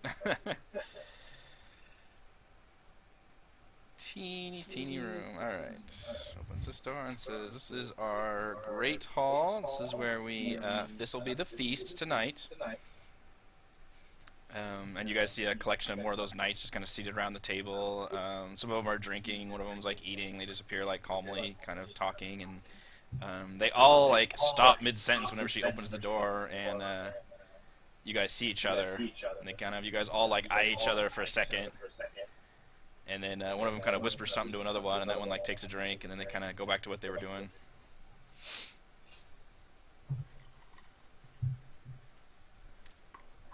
And she says, "Behind us on the other side is all the knights' quarters. It's a little tight in here, not gonna lie.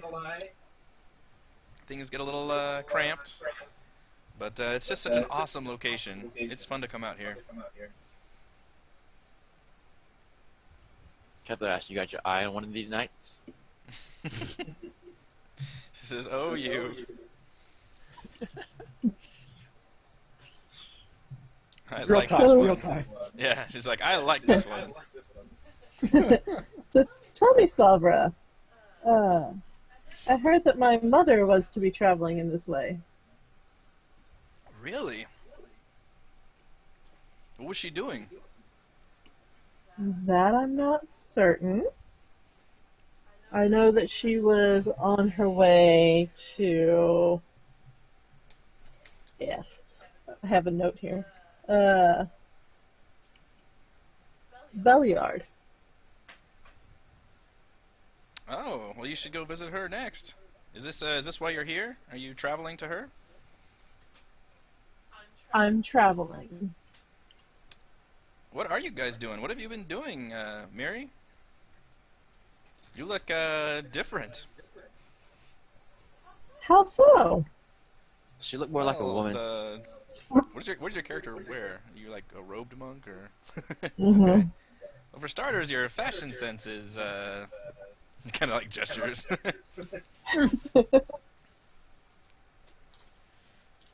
I mean, I shouldn't want to be talking. I know blue is not my color. She wears the. She doesn't have the helmet on, but she wears the similar blue armor design and the feathery cloak.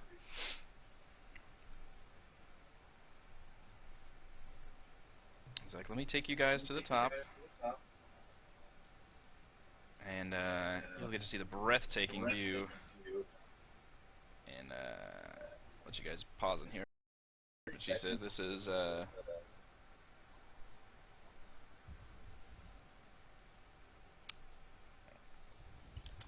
this is just a more sleeping area.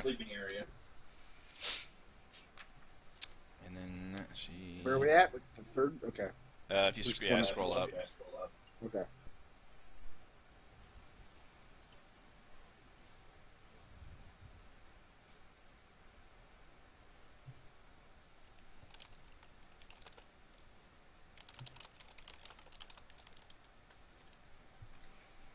And then you should be able to scroll all the way up. Yeah. Yes. And then, so you guys are at the top of the pinnacle of the tower now. Which is the apex of the tower. The stairs terminate a round stone gazebo that continues upward in a needle-like minaret. Beyond this enclosure, a small lawn grows upon the top of the tower. 4 paths paved with white stones point the directions of the compass, each path ending in a pointed stone crenellation. At the pinnacle's edge is a spyglass on a tripod pointed downward. From this vantage point, the Feathergale Knights possess a supreme view of all that transpires in the nearby canyon and the somber hills beyond. You guys see a figure looking out towards the west, and from your point of view, you guys can see in the west the town of Red Larch. About, whatever it was, 20, 25 miles away, but from your point of view, you can see it as if you're up on the top of a skyscraper, essentially.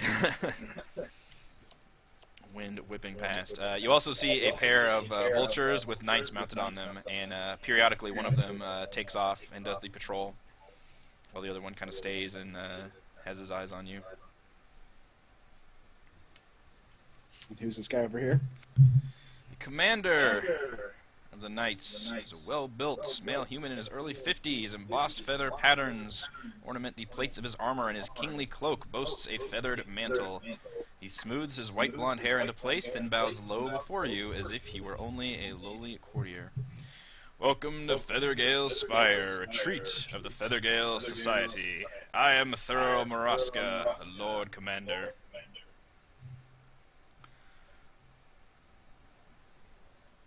Kind of looks at you expectantly, all of you. Zobra says, Thurl, I invited these folks in. This is Mary Greycastle, one of my best friends from Waterdeep, and she's come traveling, I guess. And I just wanted to show her the tower. Thurl kind of looks like he sighs a little bit and nods and turns to you all. Or leans over to Miri and says, "Can we be done with this pretense and do what we came here to do?" Quiet, Kalinar. Greetings, Thurl. Thurl? Thurl. Thurl. Yes, that's the one. Hello. Who is your merry group you've brought us? These are my traveling companions. Obviously, they are here to help keep me safe on my journeys. Of course. What brings you here, Miri? I am traveling the Tribord Trail? Is that it? You took that one, and then you took the long road to come down. The long road runs north Ah. south. I am traveling the long road on personal matters. I see. And what brings you to the tower? Were you aware that Savra here had joined up with us? I was not. That was a very pleasant surprise to find out. Uh, Came to the tower from Red Larch, hearing of its beauty and the view from the top being the most exquisite. Indeed it is. He appears to be a little puffs his chest out a bit. As you can see, this is a fine retreat for a group of aerial enthusiasts such as ourselves. We can practice riding our mounts out in the open air without worrying about any interference. And we have a full view of the surrounding area, which we try to keep safe. And we learn how to help properly defend Waterdeep from any and all of her enemies. That is a remarkable thing that you do, Thurl. Cannot say his name correctly. If you don't mind, my companions and I shall just take in the view from up here. Please, please, why don't you join us for the feast? We'll be having it in just about an hour or so. We have an exquisite kitchen here. We can hunt all manner of beast and creature around the valley and have the most exquisite spices. We even make some of them here ourselves in the tower. Bring them back to Waterdeep. I'm told they are quite nice. Please, you can come as guests of Savra, I'm sure. And she kind of jumps up and down a little bit. Yes, please. You are too kind, Thurl. Thurl. He nods and kind of glances at you and glances all of you like one more time, and then kind of turns around and purposely strides over here and clasps his hand behind his back. And Savra says, "Okay, guys, if you want to wash up down below, we can start getting dinner ready." We'll be there in just. We're just gonna take a look at the view for another few minutes, but we'll meet you right downstairs. She says, "I'm sorry, guys. I've got to escort you guys personally. I kind of vouch for you, so you know how it is." Oh, I do know how it is, but just give us just a minute. Roll persuasion. I knew that was coming.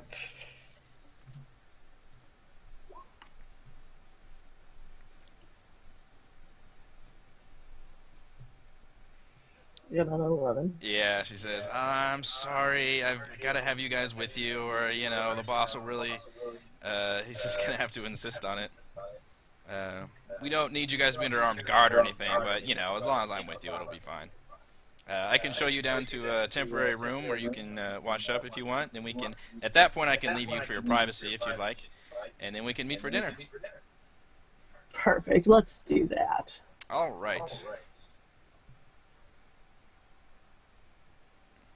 I already have a feeling Callan's going to grill me as soon as we're left. He's just seething. Uh-huh. Alright, takes you guys back down to this one. Yeah. Okay, door's still open. That way. Alright, and she takes you guys around and says, oops.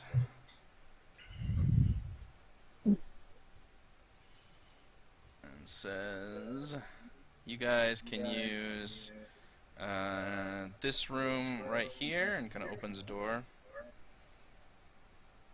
And then if you need to wash up or anything, the kitchen is downstairs.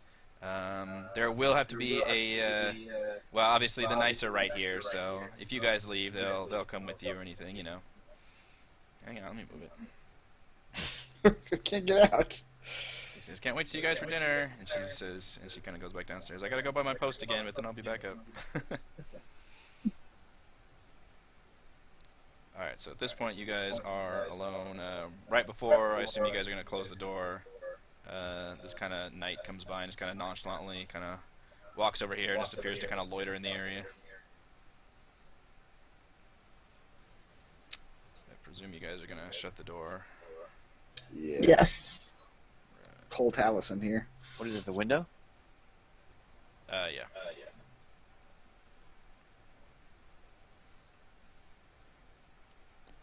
All right, so now you guys can decide what the hell you want to do. I can't get in. We locked him out. You stand outside. Do we truly Mary's gonna go and sit on the bed and put her hands between her, just like this, and start having a hyperventilating attack. Do we truly intend to go to a feast with the people who tried to have us killed?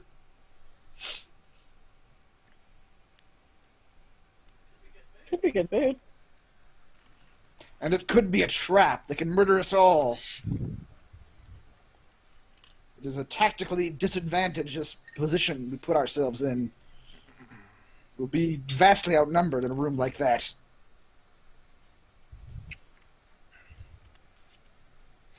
Calendar's always I thinking say, of me. fight our way up.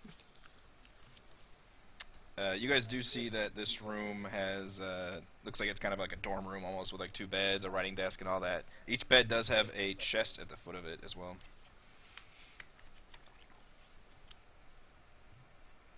Is there anything else we needed to do while we were in here? Can't remember. Check out the chest. What's in the chest? Well, and it's the tower Oh. itself. The tower itself.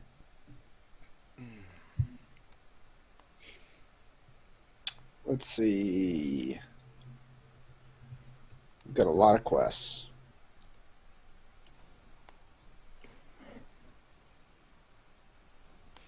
There's the merchants. I think the only main clue you got was from, obviously, when you guys were attacked, and then what the Aarakocra told you. Yeah.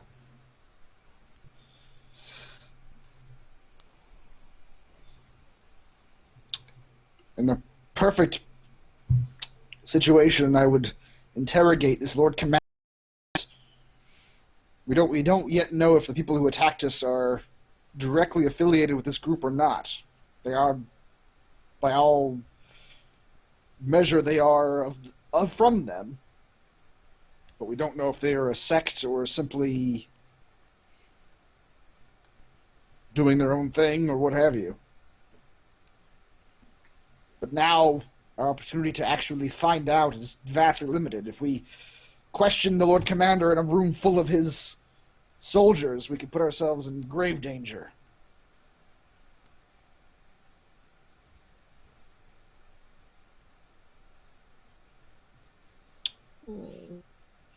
What do we intend to do?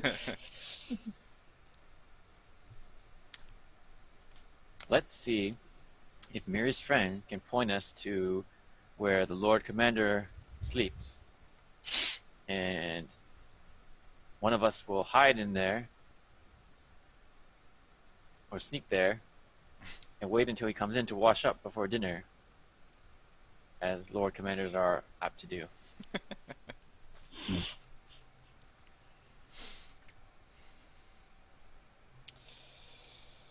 It Or- sounds dangerous. Well, we are in the middle of a tower, filled with knights. We could go to the kitchen and poison everyone. Well, hold on. That escalated Oh, quickly. that escalated quickly. We don't yet know if the men who attacked us were working under this Lord Commander's orders, or if they are even actually a member of this flying enthusiast club here. For all we know, they are a few members that are up to nefarious ends. We'll have to act quickly while we know where he is. We could climb out the window. Glance out the window. Is there anywhere to climb out to? Up. Yeah, but you gotta have something to hold on to. I do have a grappling hook and a rope, but I don't know if that sounds awfully dangerous. Like Mission Impossible 3. Let's just Yeah. climb up side of a building. The point is, he's got ideas. Do you want to interrogate this man, or do you not? Each one crazier than the last. I don't know. At this point, where we're at right now, I think our best bet is to actually go to this feast. Because anything else we do, we're outnumbered right now. And Well, there are 4 knights outside our door. We could cause a diversion and maybe bring them all in here and kill them. so we don't. Question mark. Once again, we don't know if they're actually bad Bad or people. not. But at this point, is it worth it to try to question the Lord Commander, or should we just move on and go to the Somber Hills? Okay, I got a better idea. Let's put the 4 knights to sleep, and then take their armor, and we'll be able to walk around a little bit more easily. I actually don't hate that idea. Because if we put all 4 of them to sleep, then we go straight to the Lord Commander, we question him, and find out exactly if he was responsible for this or not, if this group was responsible. Yeah, Mind you- I kind of like that. Lord Commander is at the top of the tower Uh-huh. of last report. Something happens, let's just assume he says yes, he's responsible. We all know that you, Kalinar, will take your sword out and smite him. Probably. There are 2 watchbirds that will sound probably some form of an alarm. And then we still have to go down 4 stories. Not with these wings. Oh, shoot, with it attuned to them. Mm-hmm. Does it require a rest to actually attune to them? It does. It does, okay. How, like a short rest or long rest? I believe it has to be a long rest. Okay. Well, plus dinner's in an hour. Wow. I mean, Yeah, you guys can technically Yeah. short rest right now if you want to. I don't know if you guys get any benefits. Like, I don't know if anybody's injured or anything that needs it, but technically you have a brief respite here. yeah, I mean, I could go ahead and roll a hit dice. I've got 10 hit points off, but... How I'll about this? twiddle my thumbs. How about this? We'll proceed with taking the armor from the knights, but 2 of us will go down to where the hippogriffs are stored, while 2 others go up to the top where the commander is. I don't like this idea already. And if things go bad, the other 2 with the hippogriffs will fly up and grab y'all and fly away. Oh, love the way dear this guy Lord. thinks. So if we go up to the top of the tower and interrogate the Mhm. Lord Commander, I You can kill him. call if it turns into a fight. I can call a bunch of fucking birdmen in to back us up. Presumably, True. Blow your whistle. You're Danger, right, danger. yes, and then we can have then we can have a proper battle on the top of this tower, birdmen versus glidermen.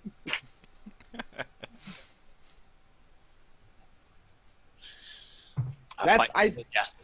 I think that's what I think we should do. I think we should stop this pretense of us being here as visitors and go question this Lord Commander. Quite honestly, Kalinar, I'm amazed you let me do it this long. Yes, See, you are learning patience. I'm trying. All right. Right, what Are do you we think, Talos? He's agreed? been very quiet over there. It's contemplating. Yeah. I don't understand why they tried to kill us earlier and then they're just like showing us around now. That's a great question. Another reason why we need to actually interrogate this Lord Commander. I Either- have a either he- feeling either he it doesn't has to know. do with the fact that Sovereign knows who I am. That's possible. But even if she knows who you are, maybe they wouldn't know that we're the same people that they attacked earlier. No, because we killed everybody. We killed them, yeah. But they can see all from the top. Only if they're looking in the right direction. Yeah, and they may not know that that we came up that way and that we're the same people. And what was the reason for them attacking us earlier? We were digging in the graves. My presumption is that whatever was in the graves is something they would rather not have made public or investigated, and they attacked us because we were digging into it. That's my presumption. Literally, but I'm Yes. Digging into it. So either this group knows what these guys did to us, they know who they are, or they don't, and these guys are just totally, they're a different group. Probably still located here, but not the same people. Either way, the Lord Commander would know. Is it Lord Commander? Is that what it was? Yeah. Okay.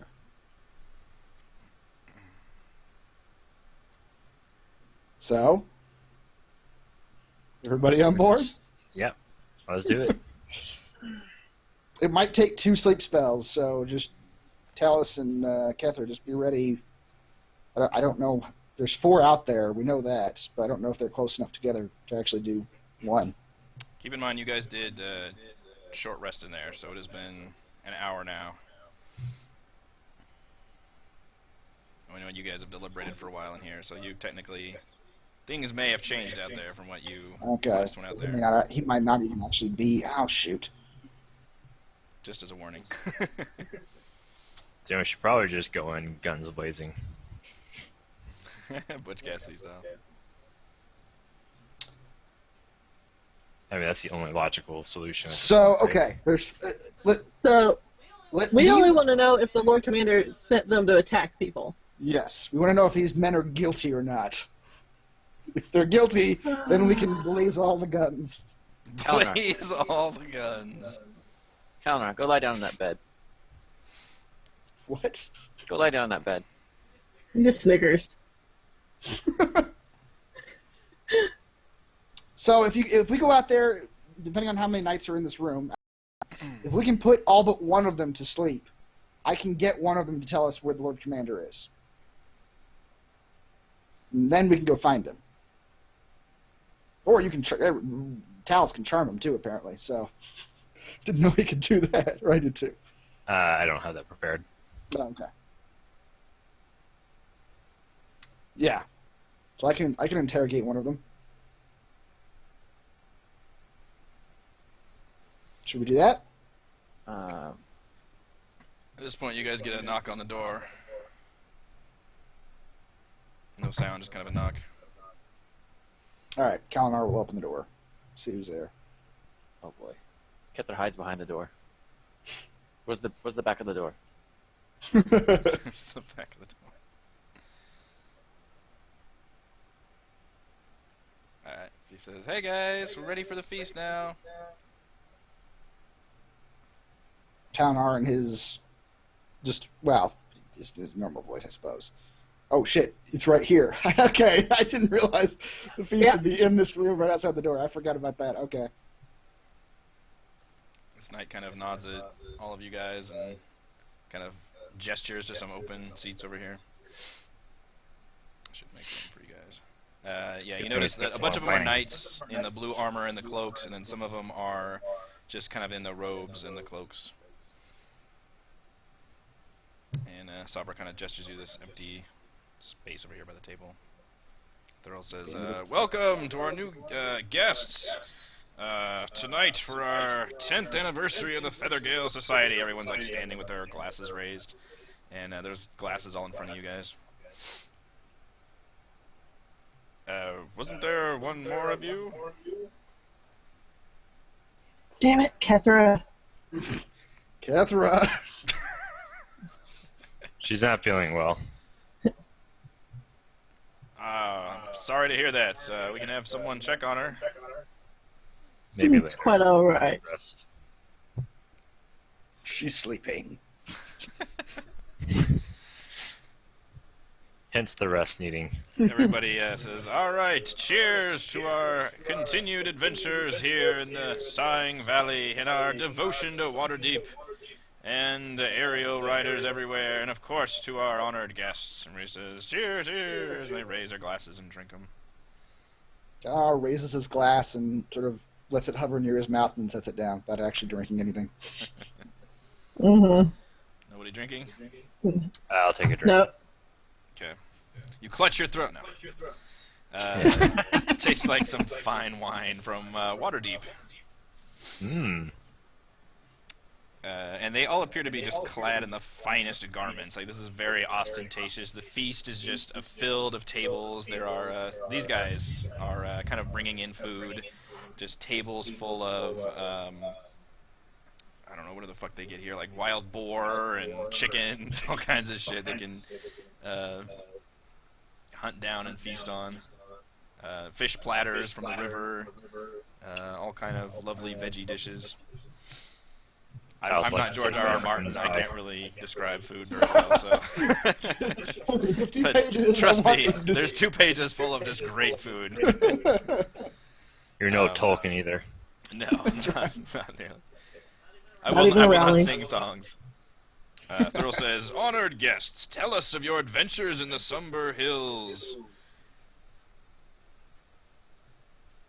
Sure, you all look like you've seen some scrapes. Yes, we've even fought some flying beasts. Really? Was it the manticore? He kind of waggles his eyebrows. There's one in the valley, you know. It's been hunting us for some time.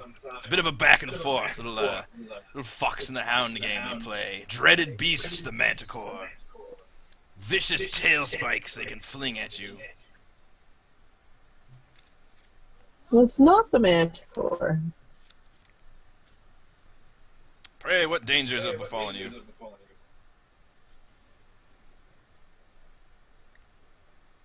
I believe it was some of your members that assailed us earlier. At this point, Vultures, as it happens. Several of the knights kind of put down their forks and look at Thurl and kind of look back at you, and Thurl says, "Goodness, this can't be. Knights like these? My Feathergale knights? We only hunt the local flora and the fauna. And that damn manticore." Talos takes out the wingsuit and says, "Knights carrying this." He stands up suddenly and nods, and one of the... Are you handing it to somebody or just showing it? I'm just showing it. Okay. I'm just putting it on the table Okay. for all to see. Yeah. He says, "Yes, it looks like our wingwear. This is most troubling." His face darkens. "You know, we've had great evil lurking amongst these hills. I've seen depraved cultists led by wretched monsters and beasts. I just hope that some of my own haven't fallen sway to some of these evils." There is one good way to find out, sir.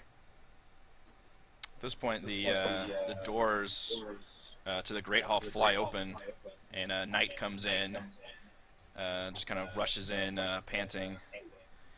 He says, "Manticore! The Manticore! It's on the move!"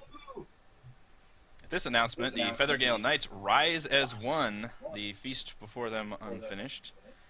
And Thurl stands up and says, "We should take this opportunity to slay the monster." And from his finger he removes a feather-patterned golden ring set with a garnet and holds it aloft, saying, "A prize for the one who brings me the beast's head." Several of the knights grab their helmets and turn around and rush off, and he turns to you guys and says, "We'll speak of this some more, but if you'd like to join the others, either on their mounts, or we could, if some of you are trained, we could give you some loners to help us slay this foul beast." I would be honored. To the griffins or vultures. It's taking me a while to organize all these tokens. Alright, so Gether, are you still in the room this whole time? No, I'll come out. You can stay in there if you want. I'm not going to pressure you or anything, I just want to know who's going to be going. Let's see. So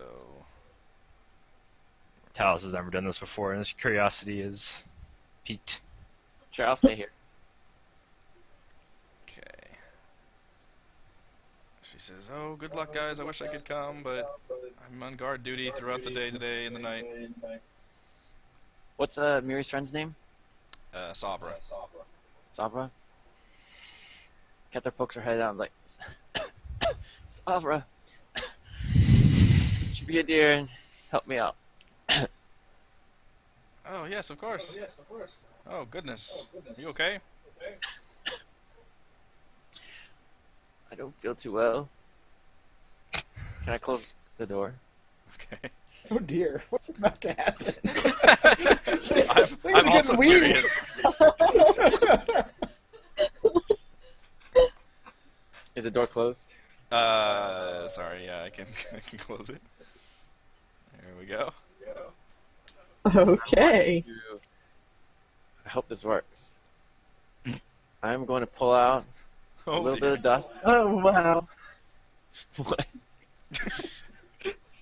What are you pulling out A again? little bit of fine sand, some rose petals, and I'm going to cast sleep on her. Okay. Oh my gosh, I hope she has less than 19. She's not. Okay. This odd sensation goes over her, and she kind of brushes it off. She's like, "What? What was that?" Then while she's confused, I punch her really hard.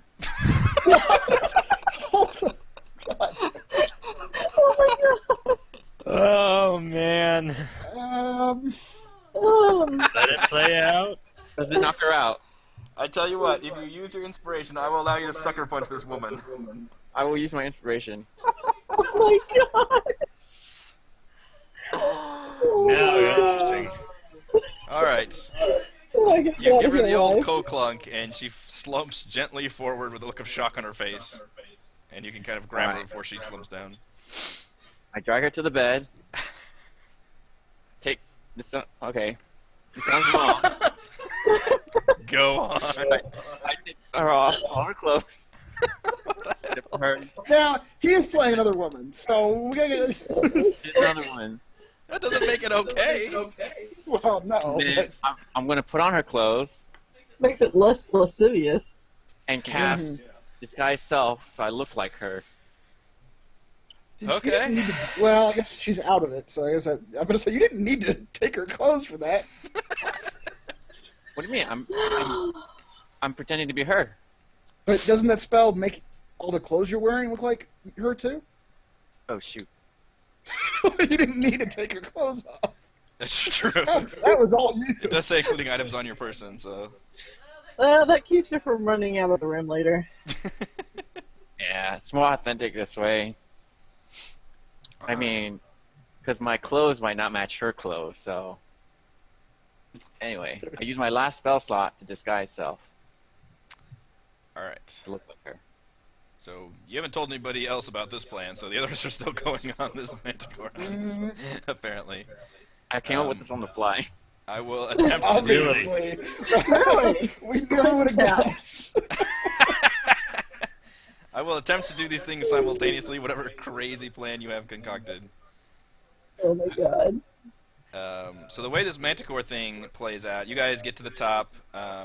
Do any of you have any kind of training with mounted creatures? You just want to ride like side saddle with the knights? Putting you up here for now. I don't think. I mean, I don't know how would we know we have training or not? I don't know if that was a proficiency or a skill or something. There's animal handling. Yeah, is it animal handling? I'll let you guys go ahead and roll for animal handling. If you can roll 10 or above, you can control your own hippogriff. What about a history check? I know all about hippogriffs. You know all about hippogriffs, yeah. Oh. Talos does not. Tals, you get to ride with somebody. That's okay, allow me to take notes. That's right. You gotta hold on tightly. Who do you want to ride with, Talos? Me or Kalinar?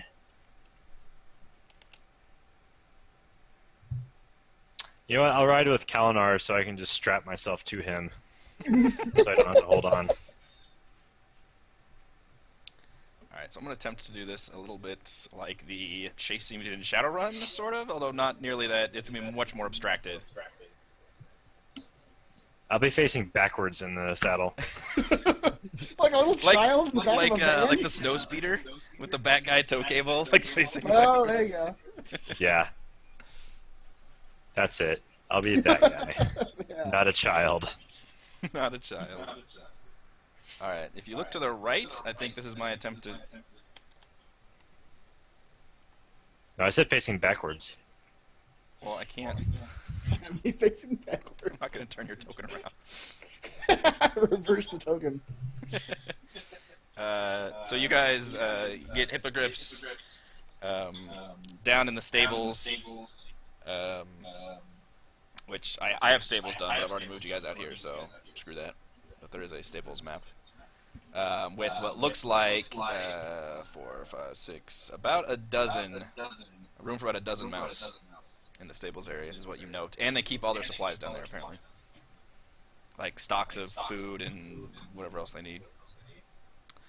So you guys get led to. So 2 of you already have like pretty good proficiency with animals. They note, and the hippogriffs are very well trained, so you guys can actually hop on and they pretty much auto-run themselves. And you guys catch up to the knights pretty quickly. And the way this works is you guys are technically faster than the manticore. And you can try to catch it down as you guys are essentially dogfighting above the Sighing Valley in this nifty aerial combat. At the end of each minute spent searching for the manticore, have each group of hunters in the canyon roll a d20, adding 1 for each character or knight in the group. So do you guys want to be a group by yourselves, or do you guys want to join up with the knights and kind of fight as one squadron? I'd say 1 squadron. Okay. So you guys can roll, whoever out of the 3 of you, roll a d20 plus however many people are here. 1 for each character or knight in the group. So it's 3, 4, 5, 6, 7. So roll a d20 plus 7. One of you just pick somebody. Oh, whoops, D20 plus 7. I hit the wrong button. I thought I had to click the D20. That's good. 26. 26. Alright, so you are able to find the manticore. Woo! And you can engage it in battle, which means... let's see, manticore can fight using its tail spike attacks. Well, we can go ahead and... What I'll do is... let's see, I don't know if I want to actually roll for initiative for all this. I want everybody to attack.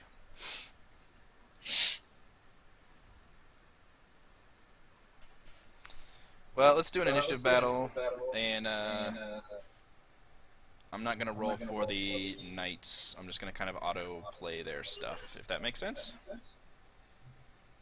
And we'll just see how much damage you can do in a certain amount of time. Okay. Not you, Ketra. Hey, I get to do Ketra, something you here. can tell me what you're going to be doing in the immediate future, and I will attempt to be simultaneously doing that. You could have used your crossbow here, but whatever. I don't think it was any plan, but you might be missing out on dogfighting above the valley.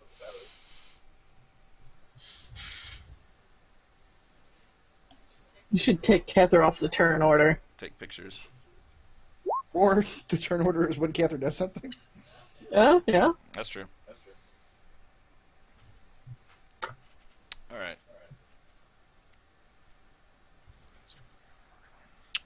Hey, you and I rolled the same thing. Yes, we did. How Shit. fitting. So during each round, the hippogriffs and the vultures will get closer to the manticore, but not quite reach him, and that's all they're going to be doing on their, basically just once per round. So Miri, you are first, and you guys are basically never going to be within actual melee range of this thing while you guys are doing this. Okay.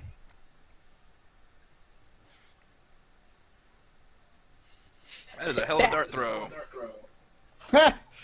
Wait, don't I have to do crit damage or something? You do, yeah. Roll your d4. I guess just roll 1d4 plus 3 again.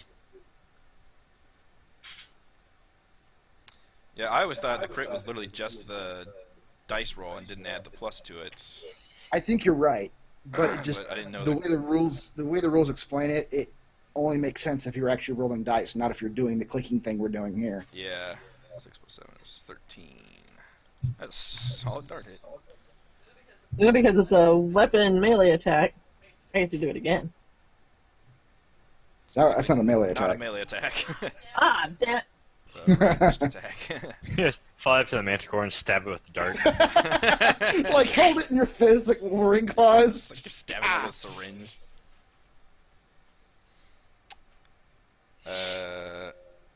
Okay, so yeah, I'll get to your thing in a minute, Raymond.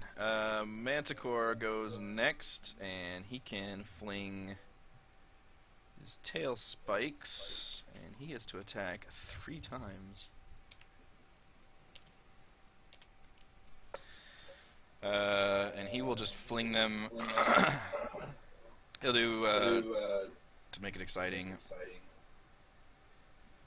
Well, maybe I should. I could have you guys roll to see who he attacks. All you guys in the Manticore fight, roll a d20. The lowest roll is going to get a tail spike.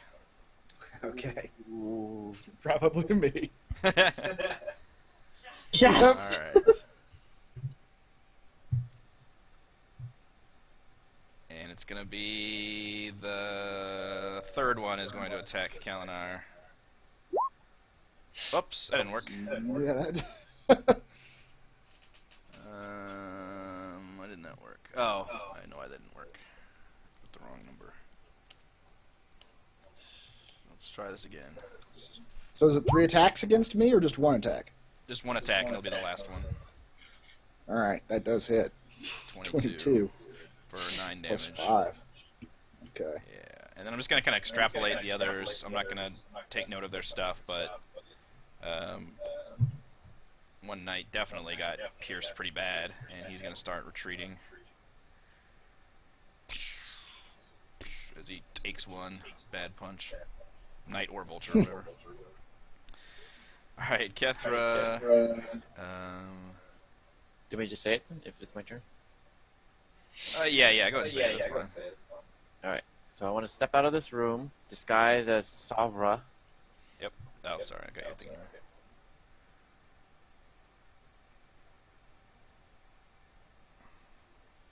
There's still that many knights here?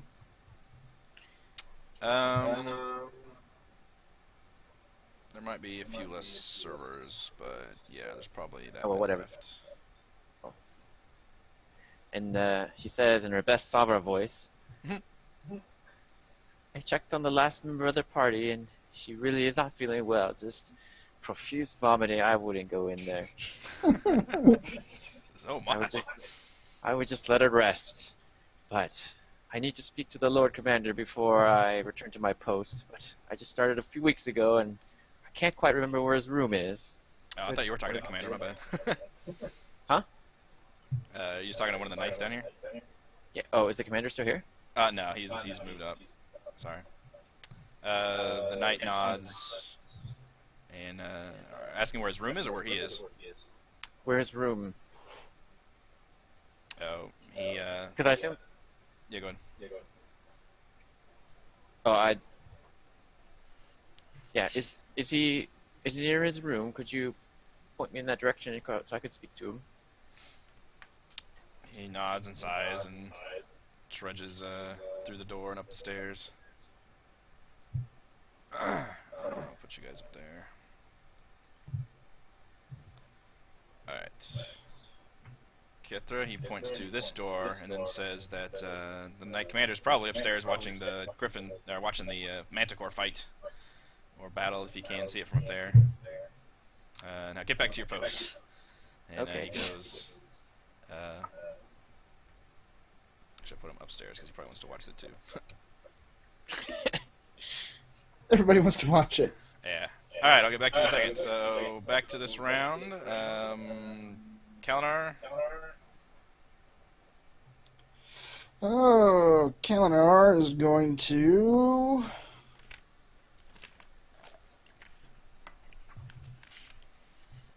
Put a vow of enmity on this manticore.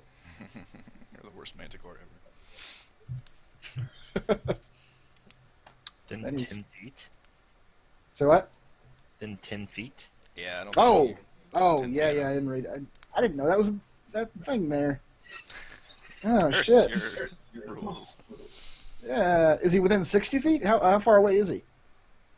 Yeah, we could say he's in 60. You guys Okay. are again. It's very abstracted the way you guys are moving the whole time, but the hippogriffs are closing in every round. Hmm.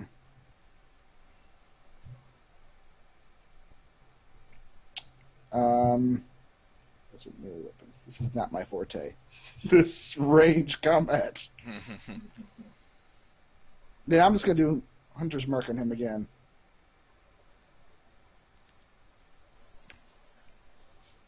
That's a 90-foot range, so sure. And I'm going to throw a lance at him. The lance. 19. You're gonna wait. Throw a lance? Yes. Oh, that's right. Your lance are like spears, right? Yes. Yeah. Okay. I also have a. Because it says. I mean, is there a range on it? Oh, I'm sorry. I rolled the wrong thing. I'm Okay. breaking all the rules tonight. Man, Like, watch this guy. intentionally. There's a lance. I have a spear. I'm throwing a spear. Yeah, Invalidate yeah. everything I did thus far. So you're not Starting doing Hunter's over. Mark? I do Hunter's Mark, and then I do I'm throwing a spear. Okay. Then he presses the correct button. He rolls. I a don't hit fail. with it. Spear goes sailing off into the valley. Alice.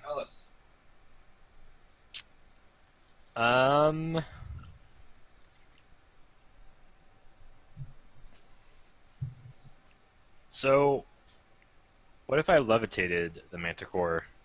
It doesn't say anything about flight in the description.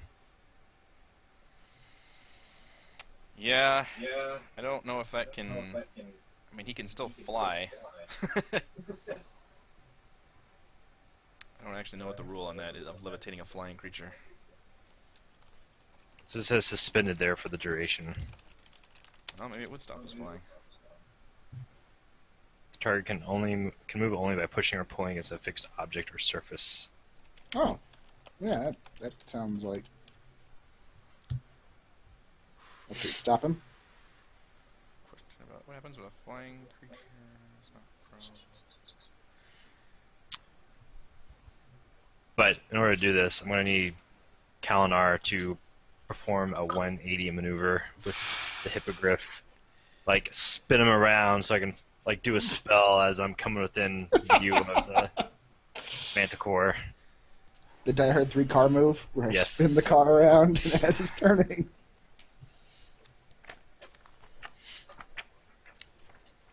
Can do. Done. I guess this could be made moot if the manticore weighs more than 500 pounds. Also a good question, I suppose. God damn it! I don't know how much it weighs. Give me a little beastie book and I'll look and see if it's in You there. think it's got it in there? You never know. Oh, I guess you don't. pertinent questions. Alright. Mommy, how much does a manticore weigh? Go to bed. Well, little Johnny. You're a weird child. Lessons I've been paying for are not working.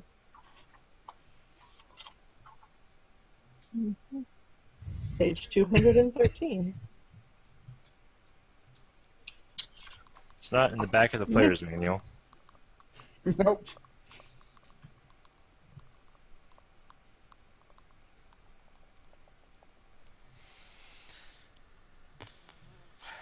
Rises vertically up to 20 feet and remains suspended there for the duration. Liberate a target that weighs up to 500 pounds. An unwilling creature that succeeds in a Constitution saving throw is unaffected. I have no idea what a manticore weighs.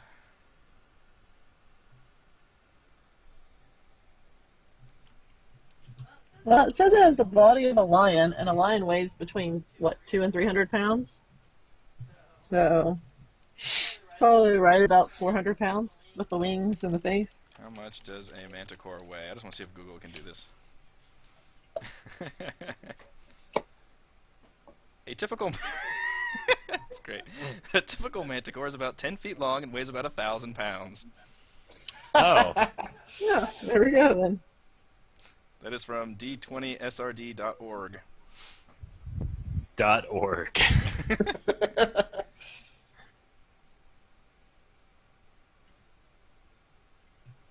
So, yeah, it's big, I guess. It is a large, like, token size, too. Specifically to say it's a large creature. All right. How much damage has been done to it? What did you do to it? 17? I did 13. Okay. It looks almost not even visibly hurt. Damn. Okay.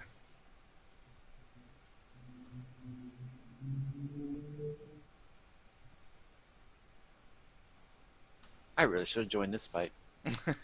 I don't know. I like where your head's at. You seem to have a plan. All right. You know what? I'll cast Hypnotic Pattern on him. Okay. Remind me of that one. What's some kind of color is this? That's right. You can knock him out. Wisdom saving throw. Or be charmed. Charmed creature's incapacitated. Alright. Wisdom saving throw, Mr. Manticore. Excuse me. Do you have it? His wisdom is... that's actually okay. Apparently manticores are not like mindless beasts. They are actually just vicious monsters. Alright, let's see if you can knock him out of the air. Boy, you have a 15. That's impressive. And you can! Despite the rapid air movement, you were able to get your either stick of incense or crystal vial. And he is charmed, which means he has a speed of 0, which means he suddenly stops flapping his wings and just goes...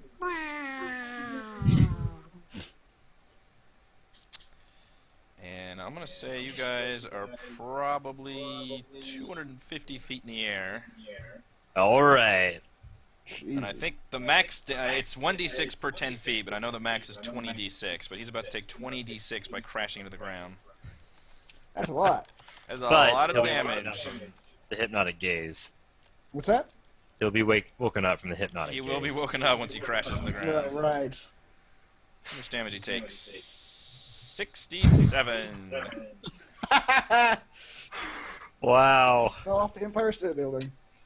Funny thing is, He's still alive. It's not he's massive. still damage. alive. It's not massive damage. It is massive damage. Doesn't get much more massive than that. So yeah, you sleep him.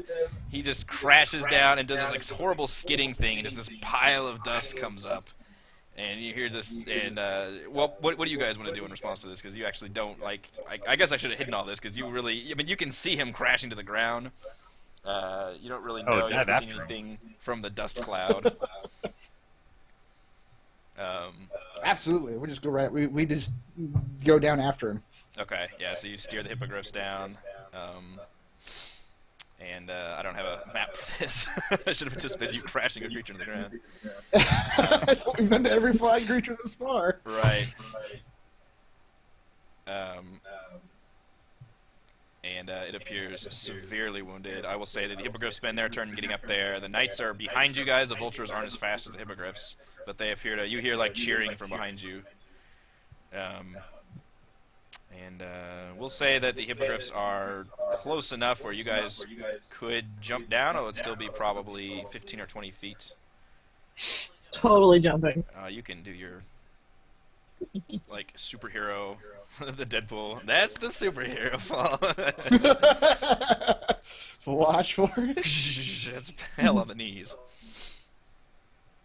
All right, Mary. So if you want to jump down and attack, you can do that with the feather fall. I shall jump down.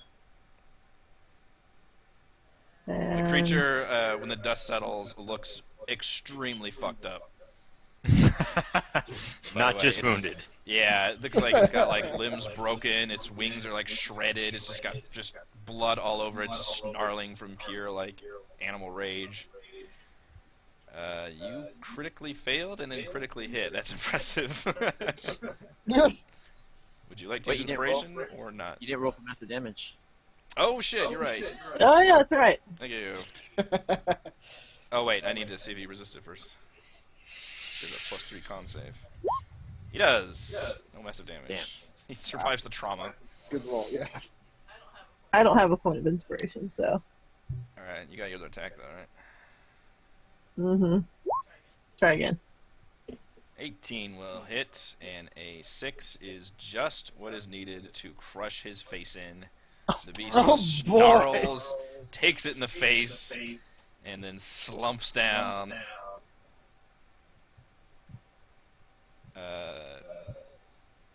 Yeah. You guys killed the manticore, holy crap. For slightly That's unconventional nothing. means, but it worked. Yeah. How do you guys want to handle the escape now? The vultures are the guys kind of circle around and cheer, and these guys begin heading back. But you guys are technically outside the spire with hippogriffs. Do you want to head back and follow the knights, or? I like to study the hippogriff, Kalinar. Yes. Perhaps take its head as a trophy. I wasn't thinking that, but I have to work on your whatever you alignment. need to do. The hippogriff that flew you there. No. How dare it? You meant the Die. manticore. Yes. You mean the manticore? Yes. Oh, Witcher okay. style. Cather, we can go back to you temporarily. What do you want to do right now? I want to open this door. It is locked. I want to pick the lock. What? That's fine. Oh my gosh. You rolled a 4, and you still got a 13. That's impressive. It does not give way, but nobody is around you, and I will give you time to do it again. Oh my gosh. There you go. You hear some steps coming from a direction in there, but you can jump in and close the door if you wish. I will do that. Okay. Now, I would like to look around for any papers, documents, letters. All right. On the desk, in a cylindrical leather case, is a letter to Thurl Moroska, and you guys might want to start writing these things down. From Arisi Kalanoth, written by her minstrel Windharrow. Now I feel like one of those jackass fantasy authors is just spewing Yes, names. you should. Yep. What were those names again? I will present them. So Thurl. The manticore is typing.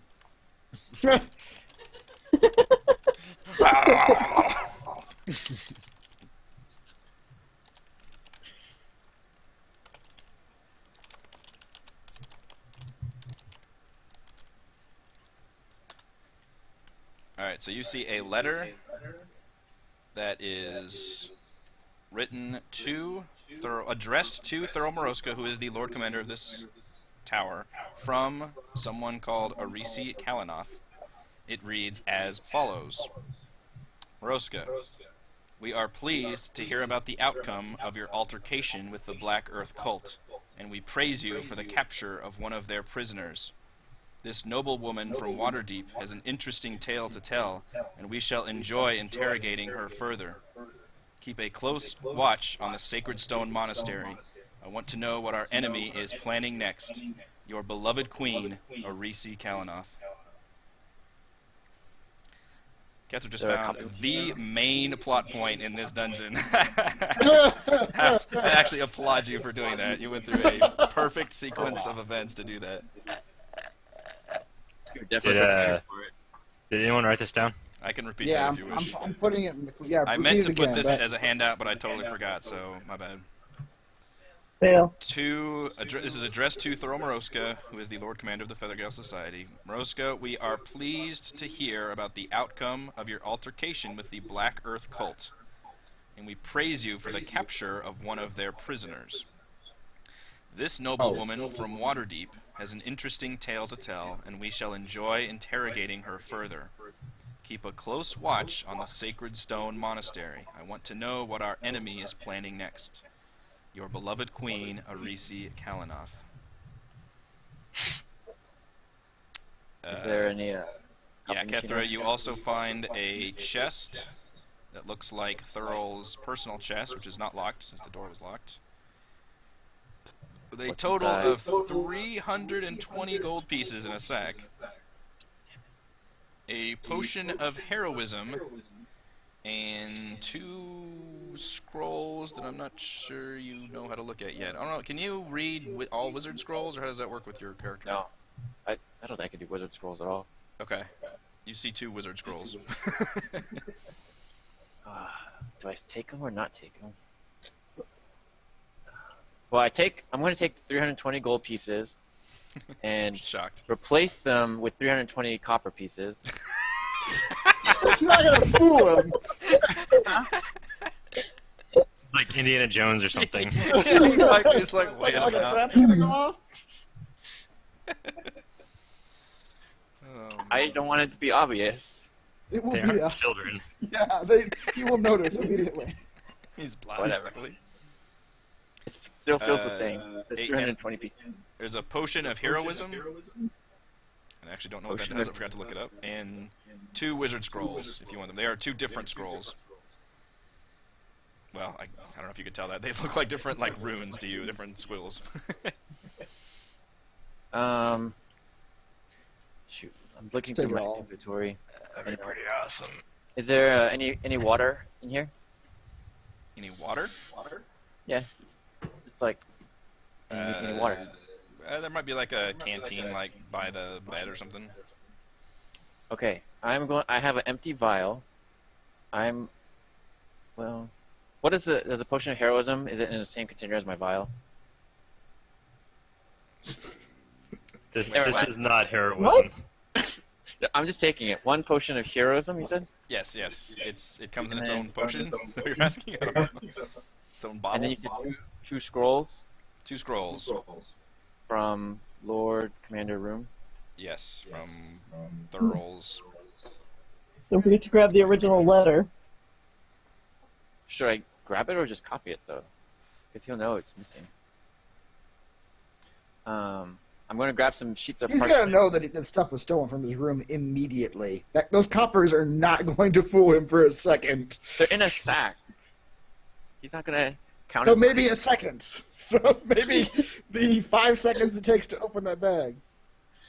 Fine. I take the 2 scrolls. I take 2 blank pieces of parchment, and I try to scribble some stuff that looks kind of the same. And roll it up and put it back in the chest. He did this And before then, the other dungeon too. Didn't he put a bunch of nothing in a chest and wanted to screw the next adventure or something? Right? He's like the Home Alone, the wet bandits. He just wants to leave a calling card of jackassery every time he does something bad. We're the wet bandits. That's what we do. And then, sure, I'll take the letter, but leave the little tube. Okay. So leave the case. So everything looks like it's been put back. It looks the same. You just Yeah. Okay. But upon any inspection. Upon inspection, it will fall apart. Just like his disguised self spell.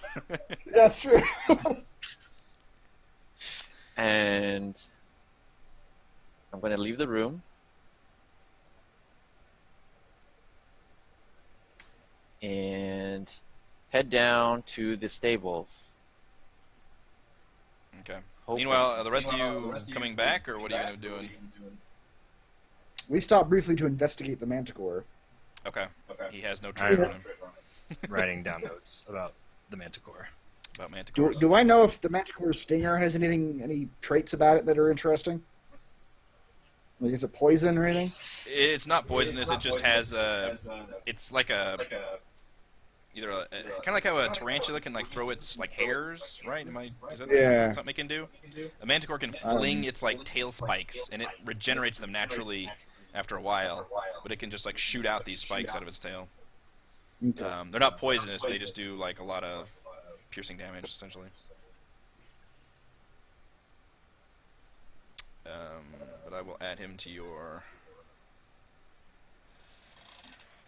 list of NPCs, you know.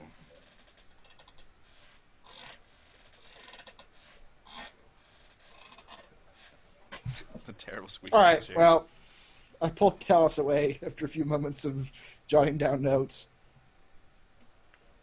I don't even comprehend that you're moving me away from him. I'm still just scrolling down. Just writing. Just writing out manticores. Strap him in and fly away. Scribbling in his book.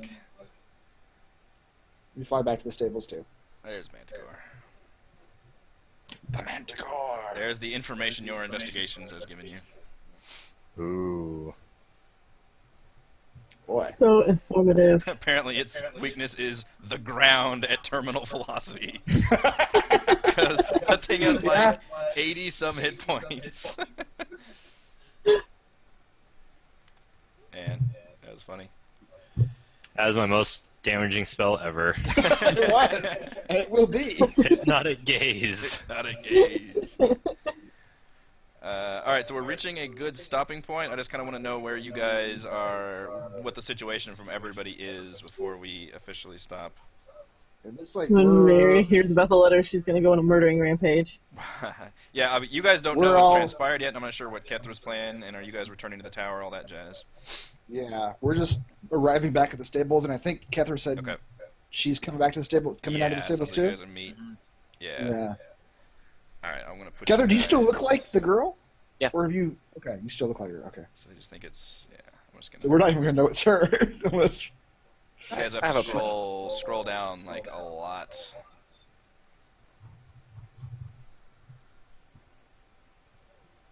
Okay. Yeah, and Kethra looks like Savra right now. Yep. Oops, I just hit the back button of my mouse, crap. Do you want me to say what I would say now, or save it for next time? Probably so. Let's try to hang on to, like, a good note here, if you can. Oh, crap, let me back in, come on. How about this?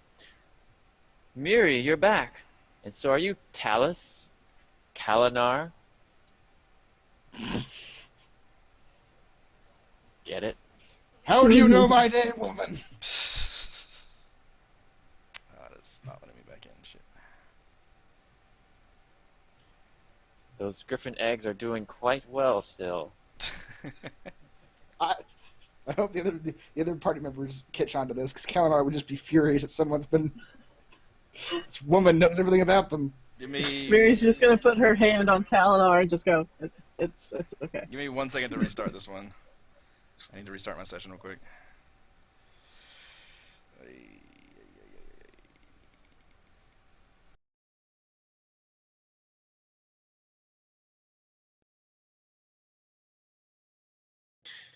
Now, Kalinar just thinks the worst. He just thinks that you've done something with Kethra and that you've pulled this information from her.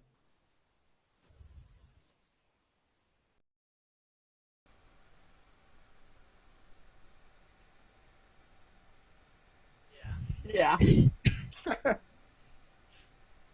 you Mary want, attempts to calm him down. I could steal something from you and prove it to you.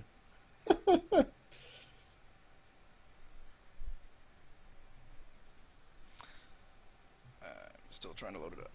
Yeah, Eric is frozen. Yeah, His it's... eyes closed. Alright, can you hear me? Yes. Yes. Okay. Sorry, I hit the back button of my mouse and I could not get back into the Roll20. Alright, continue on your... So the knights are kind of around you. One of them was wounded by a tail spike. They kind of rush him off. One of them kind of lingers behind, nods to Savra and says, hey, we're going to go tell Thorough that the knight went down. You guys want to come up top and we'll celebrate. You won the ring. Congratulations. And he kind of nods to... like, Savra, you got these guys taken care of? You'll watch them? Yes, I'm going to take them back to the room so they can check on their... shoot, what do you call these guys? A traveling on companion. on their companion before we go up there. All right, sounds good. Don't keep us waiting. And he takes off. So now you guys are alone in the stables.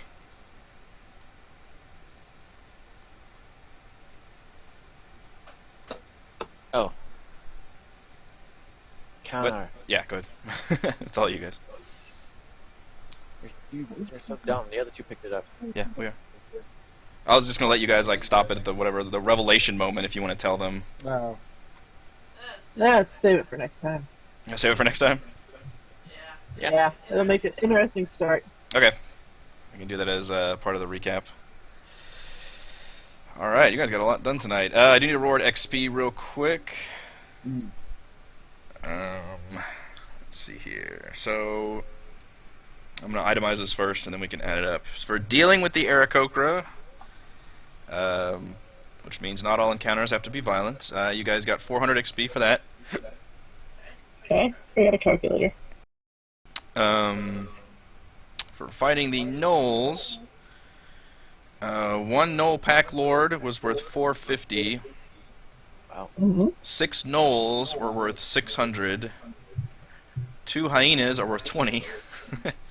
They suck. And then the manticore, I didn't even realize you guys would kill that thing, so I have to pull up its stats. Page 213 in the I book. got it on here. It's the manticore is worth 700. You have to So the split grand those total of points. 2,170 divided by 4 equals, do we round up or down? Down. 542. Plus these 7,328 that we're already at. Makes it 7,870. Oops, right, switch back to roll 20.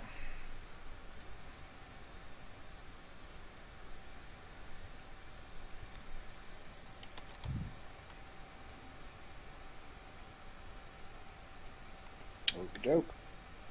7870. Alright. You guys, next time we'll learn a powerful plot point. It was all kinds of revelation. While you guys were out sporting, hunting up Manticore, engaging in insane aerial battle that wins over extremely quickly, Kethra got all the information, and I'm excited to see where this goes next. Thank you to Chris, Heather, Raymond, and Reese. I am Eric. We're here every Sunday evening doing Dungeons & Dragons 5th edition, the Princes of the Apocalypse. And we'll see you guys next week. Probably killing everyone in the Spire. You never know. Finally, Kalanar might get his wish. We are on the bottom level. We just have to work our way up. Kill them all one by one.